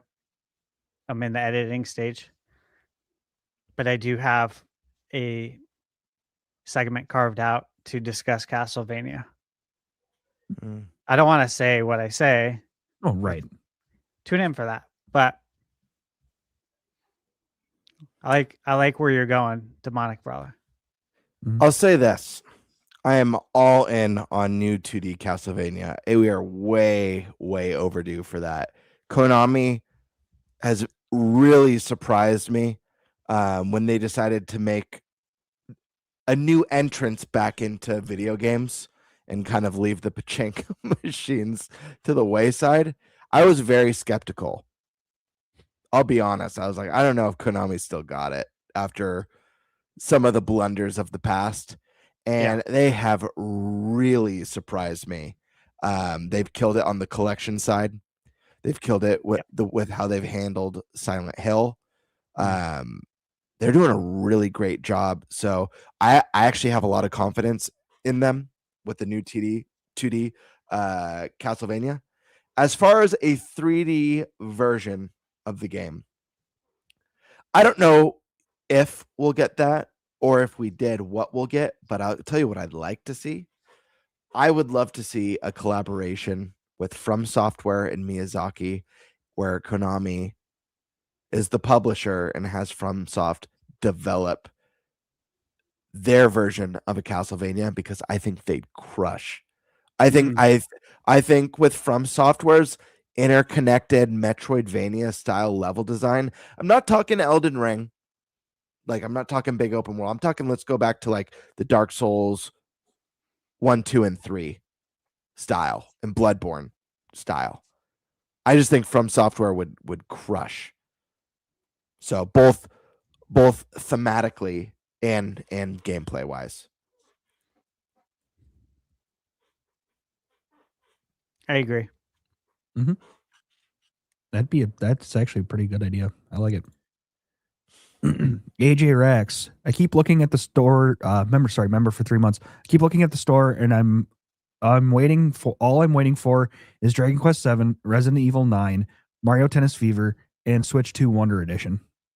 Hell yeah. Yeah. Well, you won't have to wait long, and Dragon Quest 7 is going to be here soon. Hey, look, if you're going to be playing Dragon Quest 7, you should be playing Final Fantasy 7 as well. Yeah. If you haven't played that, I'm guessing you have, and that's why it's not on this list. But if you haven't, you need to play that, and that comes out on the 22nd. But yeah, it's gonna be busy. Dragon Quest 7 February, Mario Tennis following week, and then 2 weeks after that, Resident Evil 7, 8, 9. Hell yeah. And I don't think we have That's a a firm date on Wonder, right? No, we're No. still That was- left that was wondering. spring. Yeah. It's We're still spring. wondering. I think it's gonna line up though with the movie. Oh, true. Yeah. Good. Sorry, Gamer. What were you going to say? Oh, I was just gonna say regarding Dragon Quest, that game looks so good that my buddy, who's never been interested in Dragon Quest ever, he's just like, I don't care about. He loves RPGs, he loves Final Fantasy. He's just never had an interest in Dragon Quest. He was so impressed by that 7 trailer that he picked up and played through all 3 of the Dragon Quest remakes that came out, the HD 2D remakes. Oh, how did 1, he 2, and like 3. them? Loved them. See, Loved them. it's so good, man. Yeah. Like, that's someone who's never played them, was inspired to, and then it actually delivered, right? He loved the Yep. games. It delivered, and now one of his big early year hyped games is Dragon Quest 7. I Yeah. mean, it's Stash, you already covered it. The art style's wild. It's so cool. I love it so much. So Yeah, and it's going to be a long game. Like, we're all going to get our money's worth. If hell yeah. if that's how you look at games, if that's one of the things you factor in is the length, it's going to win out there for sure. Hell yeah. Hey, Steak. When will the next Wave Race be released, and how amazing will the water graphics be? Well, I'm going to say that the next Wave Race is going to hit GameCube NSO for the summer. They should also release Mario Sunshine in the summer. Those should be your 2 summer games that hit GameCube NSO this summer. Makes sense. That's a great way to kick off the first full year of GameCube NSO and hit that theme, right? If you want to continue to hit that theme hard, you you release Eternal Darkness in October for the Halloween game. Hell yeah. You know, there's a way you can do this stuff that would really make a lot of sense, obviously. So that's look, we get an improved resolution on the GameCube NSO, which means the water graphics will look better than they did originally, even if it's by a little bit. But man, I don't know if we're ever going to get a new Wave Race. Like, again, I have to be realistic about my wants, right? I mean, come on. We can't hold our breath for a new Wave Race. It'd be like holding your breath for a new Earthbound. But it's also something I would never close the door on because, I mean, you got to have hope. Without hope, man, there's no reason to wake up. Mhm. So I'd love to see it, man. I just, what sucks is I hope they don't tie the idea of a new Wave Race to the popularity of jet skiing. Because in the 90s, it was very Yeah, it was popular. big. Mhm. Yeah, and it's still fun today. It's just as fun. We have lakes. I owned jet skis just a few years ago, and because I live close to a lake, and I love jet skiing. I love Wave Race. Yeah. But if they tie it to that, we're not getting one, Mhm. Mhm. Yeah. which sucks. So I really hope they're not tying it to that because I don't think you have to. Enough people love Wave Race. You know what they need to do? I'm telling you, they need to do this. I think this would be so cool. I know, Stash, you'd love this. And I don't necessarily know that it would generate hype for it, but I think it's the nice little treat that Wave Race fans deserve at the very least. We got an NintenByte course that pays amazing homage to NintenByte in I Mario would Kart 8 appreciate that. Deluxe. Imagine we have jet skis now. There's like the jet ski carts now with all the water mechanics We in talked Mario about Kart that World. too. Yeah. Give us a jet ski course with the music from Wave Race. Literally have the announcer's voice in there. Make it a Wave Race course. You gave us an F-Zero course too. Yeah. So you totally should. Yeah, it makes way too much sense. And like, I don't know.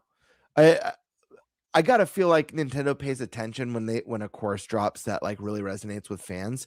I think they did a really good job with the jet ski stuff in Mario Kart World. The physics with like going over the waves and stuff. If they designed an entire course around that, oh man, that would be so cool. I just think there would be a lot of really positive feedback regarding that. Yeah, I like that idea a lot. I think there'd be tons, man. Mhm. And then you can almost gauge, the interest in it just to see how, people react to that level. Would there be interest in a Wave Race or something like that? They have stats on that too. Yeah. Like Yeah. Nintendo can see how many times that course was selected when playing online. Yep. And if the numbers are crazy, right? Mhm. If it's very obvious that okay, a lot of people really love this course, maybe we do a Wave Race, or hey, maybe we do a Wave Race 99. Mm. Make it Mhm. NSO only. Because our most hardcore fans are the ones who own NSO. They're the ones who really want this anyways. Give it to them. Yeah.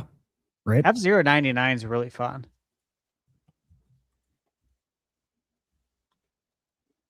All right. Demonic Brawler. This one's for Nate. Let's go streaking. So we nailed the streak on that one. Nice. Oh yeah. Demonic Brawler again. Who else wants to see an HD 2D remake of A Link to the Past? Been asking for it. Right? Absolutely. We've been asking for it. I think we It will. would it'll make a perfect game even more perfect. Yeah, it's already perfect. And that art style is just aged so well. Yeah. I do think we're gonna get one. Yeah. I hope it's when, not Yeah. if. Mhm.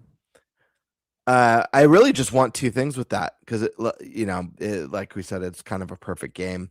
Just HD 2D and fully orchestrated. That's really all you need to do. The game is it's aged like fine wine. And don't change Link's hair. Keep it pink. Please keep it pink. It's classic. It's iconic. The only thing I would want outside of what you just mentioned, because I want the orchestrated soundtrack, because again, I've already experienced that, right? Yeah. You're free to add more. You're free to add more to the game. More dungeons, Yeah. more towns. Any of that stuff, I'm all for it. Just don't take anything away from me. Yep. Right. Including the pink hair. I'm not gonna lie. It took me 2 or 3 times to read that to put together It's a Link to the Past. I'm like, It's a pretty what gnarly. the heck is this? Oh, just freaking clicked. I'm like, oh, that's what it is. But man, ALTTP. I'm like, what in the heck is this? Oh, that's what it is. So yeah, it took me way too long to figure that out. I'm kind of ashamed on that one. Demonic Brawler again. Add Road Rash trilogy for Sega Genesis and SO. Yeah. Is that another IP that EA just sits on with NBA Jam and everything else? God, yeah, right. Killing me. EA. Come on. Hide that one. Demonic Brawler again. 2026 is huge for anniversaries. The Legend of Zelda 40th, Metroid 40th, Kid Icarus 40th, Castlevania 40th, Sonic 35th, Pokemon 30th, and Animal Crossing 25th. That's insane. Yeah. Yep.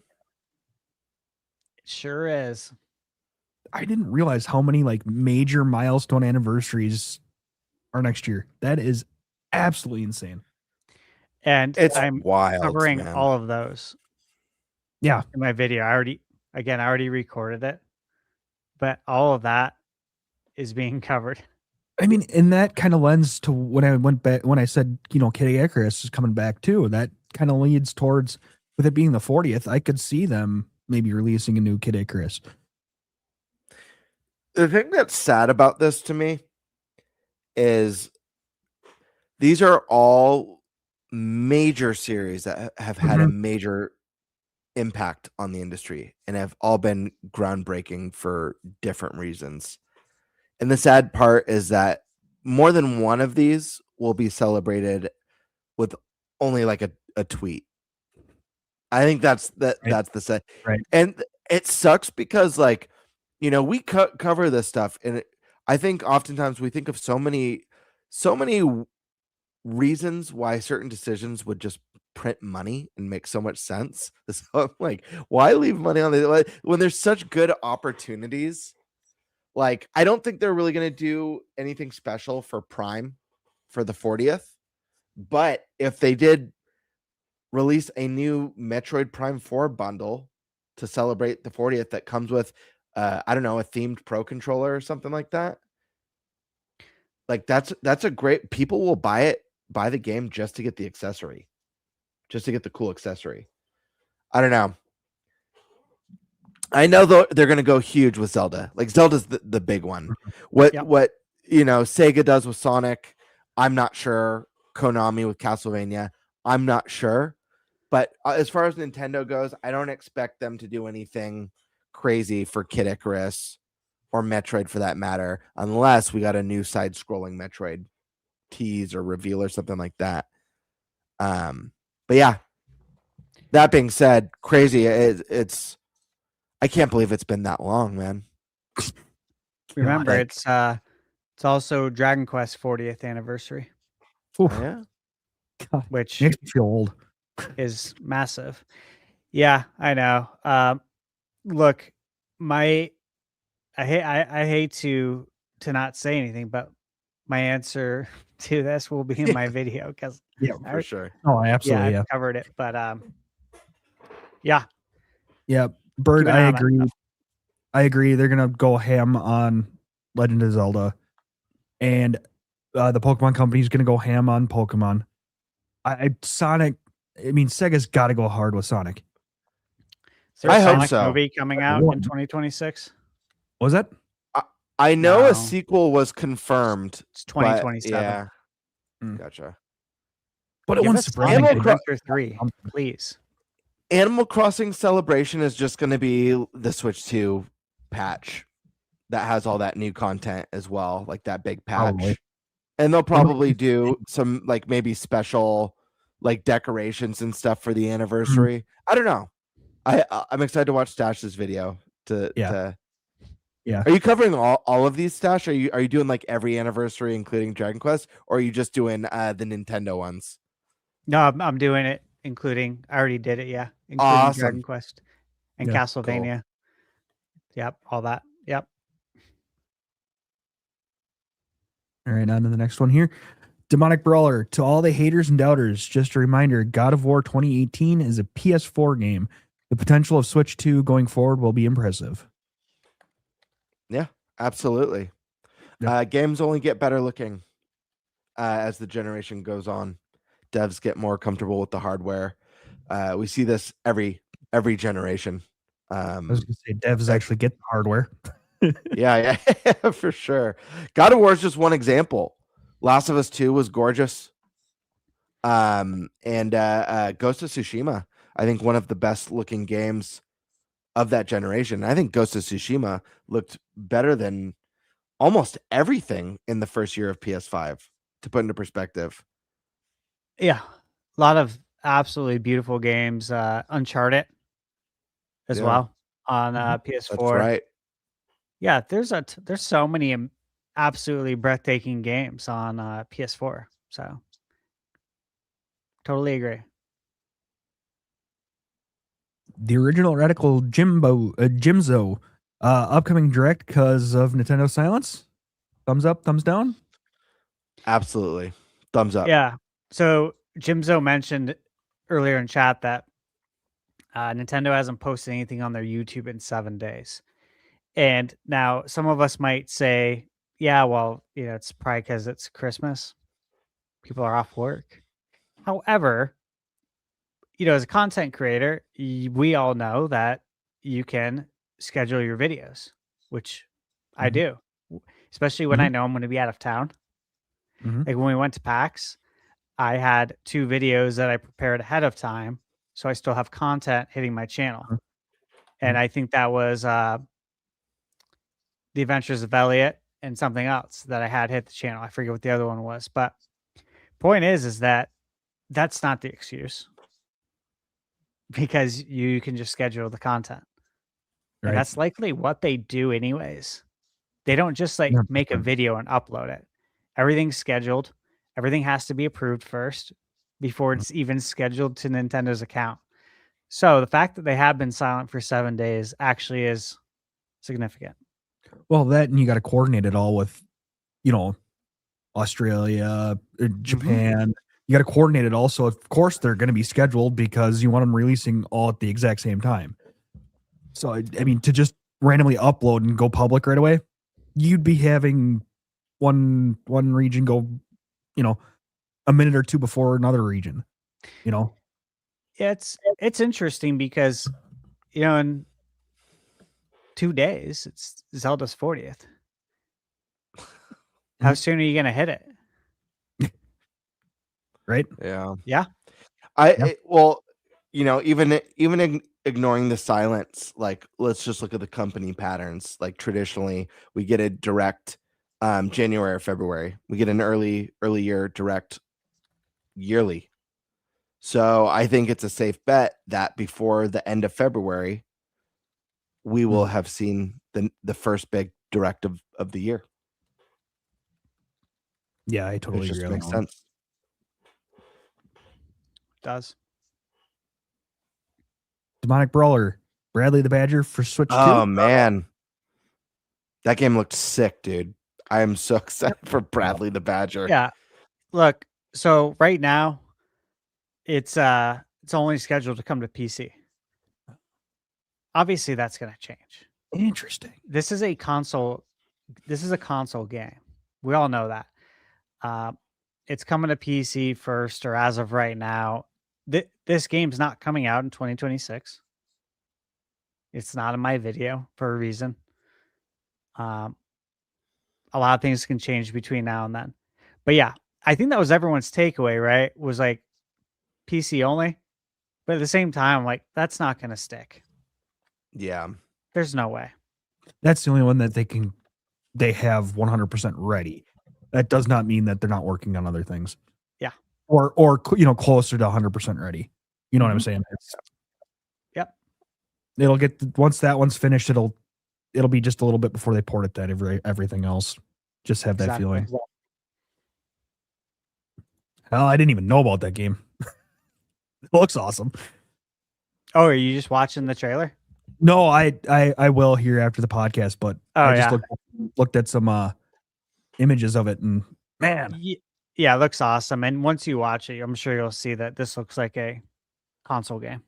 Yeah, it to me, just by the looks of it, it feels like almost like an old Rare game. It does. And Grant Kirkhope is doing the music on it. So yeah, yep. Yeah. All right, Pokemon fan with a member for 3 months. I'm guessing on Bird's channel because caw. Hell yeah! Thank you, dude. AJ Rex. Wait, you guys aren't employed by Nintendo? I'm shocked. Well, not that shocked. Everyone, man, you guys are Nintendo. Chills and stuff like that. No, dude, it'd be great, but at the same point in time, that would definitely call into question our what the hell is the word I'm looking for? Our authenticity.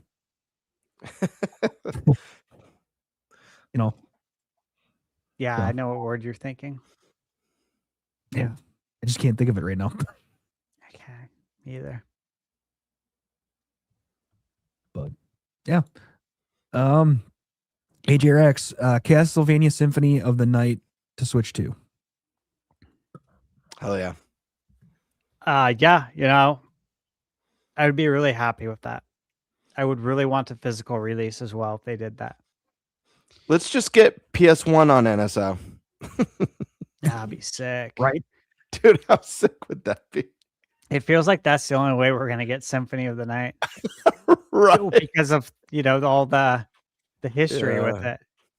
With the losing the code for it. And then Sony commissioning Konami to rebuild the game from scratch in order to release it as the Requiem collection on PS4. That's insane. That's why it's not on Nintendo. Like, Sony paid to have this done. So that's insane. That's why we don't have it. It sucks. It would be perfect on Switch. All right, AJ Rex, Wii Sports Switch 2 edition. It would work. Was the Switch Sports missing games from Wii Sports? Did it have bowling? I'm not sure. I feel like it was missing a game though. Yeah, I don't know if it had bowling. I mean, bowling was the biggest hit on Wii Sports. Everybody loved bowling. Yeah. Let's see. I'm looking at trying to figure out what sports were all in it. Nintendo Switch Sports. Okay, tennis, bowling, volleyball, badminton, soccer, and Cambria. They later added golf and basketball. Yeah. So they didn't have golf at launch and baseball. It still doesn't have baseball. Basketball. Yeah. Yeah, it doesn't have baseball. And no boxing. And no boxing. That's right. Yeah, you're right. Interesting. Boxing was whatever. I mean, it was pretty neat. Bowling and golf were my two favorites, I think. Yeah. Yeah. And Daniel Lamarza, What's your favorite ball and gun game? What's a ball and gun game? Ball and gun. I don't know if it's supposed to be a comma in there. Like Run your and favorite gun? ball? Ball. Okay, ball. My favorite ball game, NBA Jam. Okay. Oh, yeah. Easily. My favorite gun game. I don't know. GoldenEye 007. Mm-hmm. Red Dead Redemption. Those are probably some of my favorite games that involve guns, actually. Mhm. I mean, I think that answers the question. Yeah, right. I don't know if that's the question. Right. I'm not sure if that's the actual question or not, but Dude, this is one of the toughest questions I've been asked. Like gaming related. First off, there's so many great ball games. I mean, Stash already mentioned NBA Jam. That's probably my favorite ball game. But I also like Blitzball. I don't know if that counts from Final Fantasy X. yeah. Final Fantasy, I love Blitzball. I was that weird Steven in kid chat that mentioned loved Monkey Ball. Monkey Ball. Love Monkey Ball. Love Monkey Ball. I was the weird kid who really liked Sonic Spinball. I know it wasn't popular, but I liked it too. really liked it. Yeah, I like ball games. I like ball games. What can I say? Gun games now, that's where things get tougher. Because I'm not the biggest first-person shooter player, but I do like. There are some that I like. Red Dead, obviously, the first Red Dead's one of my favorites. Yep. Man, how do I pick a favorite? GoldenEye, you mentioned, is really good. The Splatoon games for competitive shooters is really fun. Borderlands, if you like the kind of like the looter shooter, the Borderlands 2 specifically, I think was fantastic. I don't know. I got to think on the gun one more and the ball one, to be honest. Yeah. It's a hard one. And what's your favorite ball and gun game, Eric? Yeah. I'm in between NFL Blitz from the 64 and Super Mario Strikers. I believe the first one was GameCube, right? Yeah. Yeah, that one. Not the second one. Not this last one. The first one. Yeah, the GameCube one's where it's at. Yeah. That one was just perfect game. Yeah. And then as for gun game, I'm gonna go ahead and I just had a revelation. I'm sorry. I know what my good. favorite ball and gun game is. This is the easiest question ever. Yeah. Metroid. Super Metroid. Oh yeah, duh. Morph ball Morph ball and gun. and the arm cannon. That's my favorite ball and gun game. Super Metroid. I know That Tall is a Show's great answer. Yep. Drag X Drive. You ball while you're gunning it up and down the court. Right. As for the gun game, I'm gonna pull out an oldie but goodie with Hogan's Alley. Oh yeah. That one was definitely a crazy game way back in the day. Yeah, it was. And it was in Back to the Future Part 2. Oh shit. That's right. Yeah. Elijah Wood was playing the game. That's right. That's awesome. It's been a while since I've seen that Classic. movie. Yeah. What about we talked, this was mentioned in the vlog, Gunstar Heroes, one of my favorite gun games. Yeah. That's a great one. Treasure. Yes, absolutely. Right. We got one more coming in. Dylan Milton. Early prediction for 2026 holiday title. Ooh. Well, we've talked about it. It's one or the other. Zelda or Mario. Yeah. What's it gonna be? Yeah. The ball's in Nintendo's court, but the timing lines up for one of those to drop. Mm-hmm. There's no wrong answer from Nintendo. You drop either of those, and it's When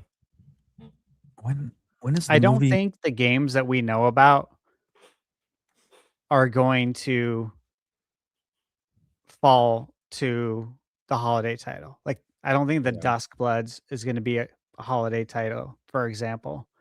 I think the games we know about are the ones that are going to be hitting first. Nintendo's been pretty good about this, right? About announcing games that are coming first and not games that are way out in the future. Mm, And so I think the ones we know about are the ones that are hitting first. I don't think we know, like, I don't think the big holiday title has been announced yet. So, yeah, right. What could carry a holiday? Now, are we excluding Pokemon? Because I mean, I think we expect Gen 10, right? yeah, Yeah. there's that. I We mean, know that can carry a holiday. I'm wondering if the big game coming out of the January February direct is going to be a Mario either remake or some sort of anniversary something, just for the movie, closer to the movie, and then Zelda remake coming at the end of the year for the holiday. It just, and then to power up more towards the 2027 movie with Zelda. If it, to me, that feels kind of like a little bit more of the what makes sense for the timelines in between, both the movie and the games itself. I think so too. Like, I can see the marketing runway Mhm. and having Zelda come out around the holidays. You get the holiday sales, and then when the movie comes out, you get basically the holiday sales again, most likely. Like, you're gonna get a bump that big in sales when the movie comes out. Mhm. And then I think for Mario, though, I think we got Mario Wonder Switch 2 edition is what they're gonna really push Yeah. there.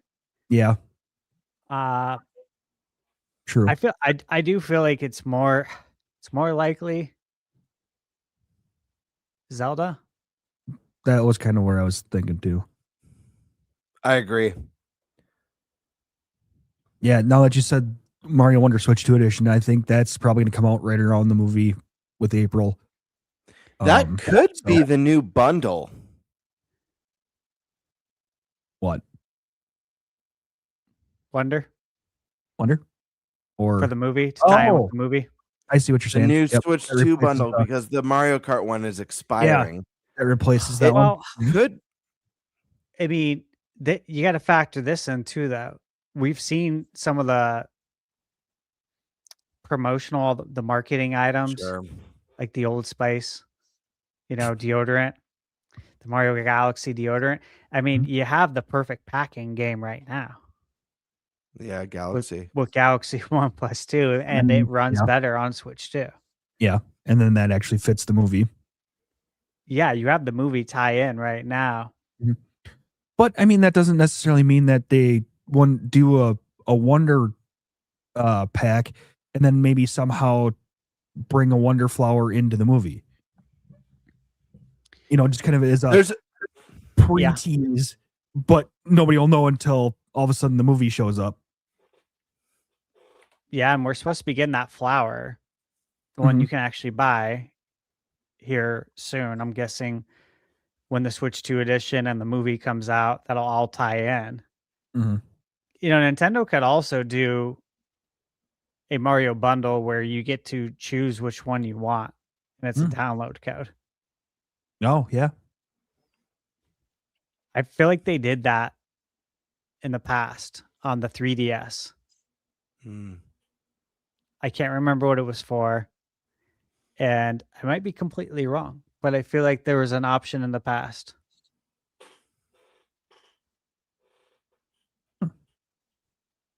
Gamer, were you going to say something before? Or? No. I just didn't know if he had cut you off. Oh, no. Perfect. All right. Well, that's it for the super chats. So I guess we can jump into our outros. Gamer, do you want to go ahead and let people know who you are and where to find you, what's going on? Absolutely. First off, guys, Happy New Year to everyone. Thanks so much for tuning in tonight. What a freaking year it's been.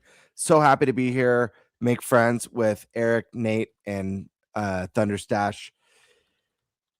man, 2026 is going to kick ass, guys. I've got a really good feeling about the podcast, about Nintendo, about gaming in general. So let's get things going. And you guys know where to find me here on YouTube at Gamebird Classic or on Twitter at _Birdmaster. I've got 2 reviews that I'm currently working on, as well as 2 skits that I'm working on and some brand new discussion videos to get the year started. Stay tuned, exciting stuff. And again, Happy New Year, everyone. I cannot wait to see what comes next. Heck yeah. ThunderStash. Yeah. So you guys know, find me at ThunderStash Gaming. And again, I'm working on my 2026 most anticipated games. And, you know, these aren't going to be the games that are on everybody's list. I guarantee you that. You know, when it comes to finding games, I kind of look at it like scouting. Like if you're a sports scout, that's kind of what I do. I try to find games that people don't know about, that look awesome, and that could use a platform, right? They could use someone covering it, someone to uncover this hidden gem, right? There's going to be a lot of games like that in this video, but there's also going to be the big games because they're big games for a reason and you're going to want to play them, right? It's after making this list, like again, the list is done. I already recorded on camera. I finished grabbing all of the gameplay, all the B-roll footage today.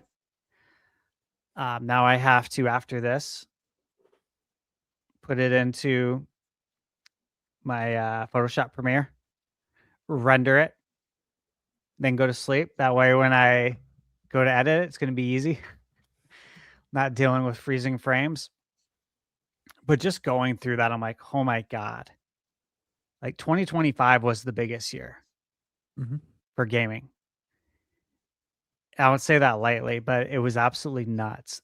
But just making this list, I'm like, I think 2026 is going to beat it. Because I made this, I don't want to say how big the video is, but I made this list. And I could have made it bigger and I didn't. And we also don't know like most of what's coming, I guess you could say. Like, I don't know what the percentage is, but you guys better gear up. You better gear up. We all better save up. There's going to be a lot coming.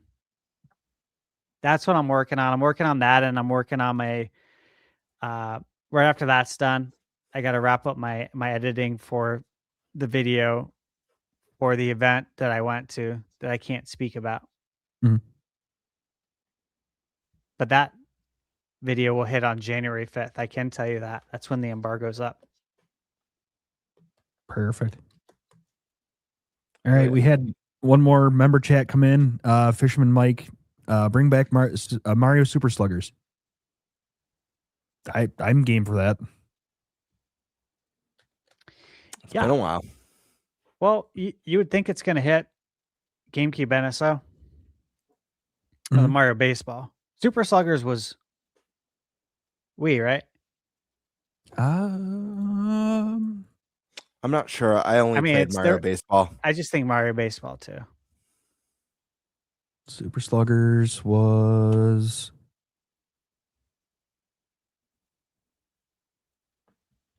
platform, was Wii and Wii U. So yeah, Wii.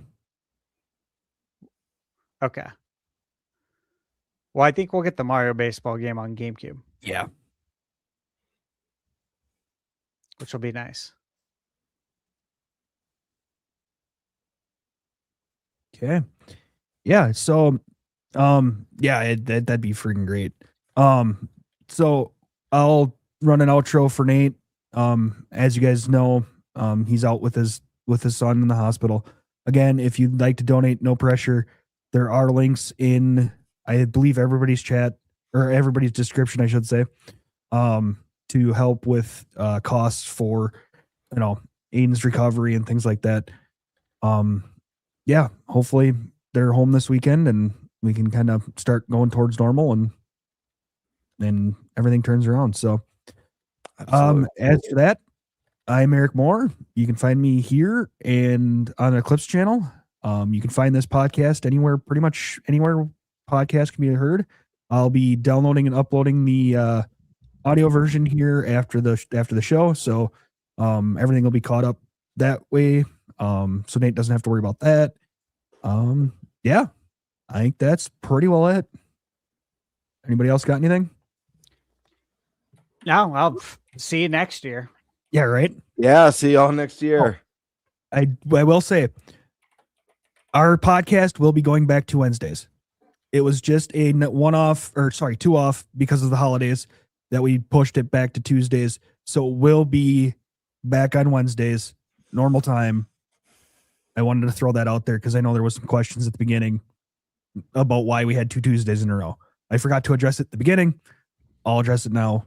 We'll be back next Wednesday. So, I'll talk to you guys later.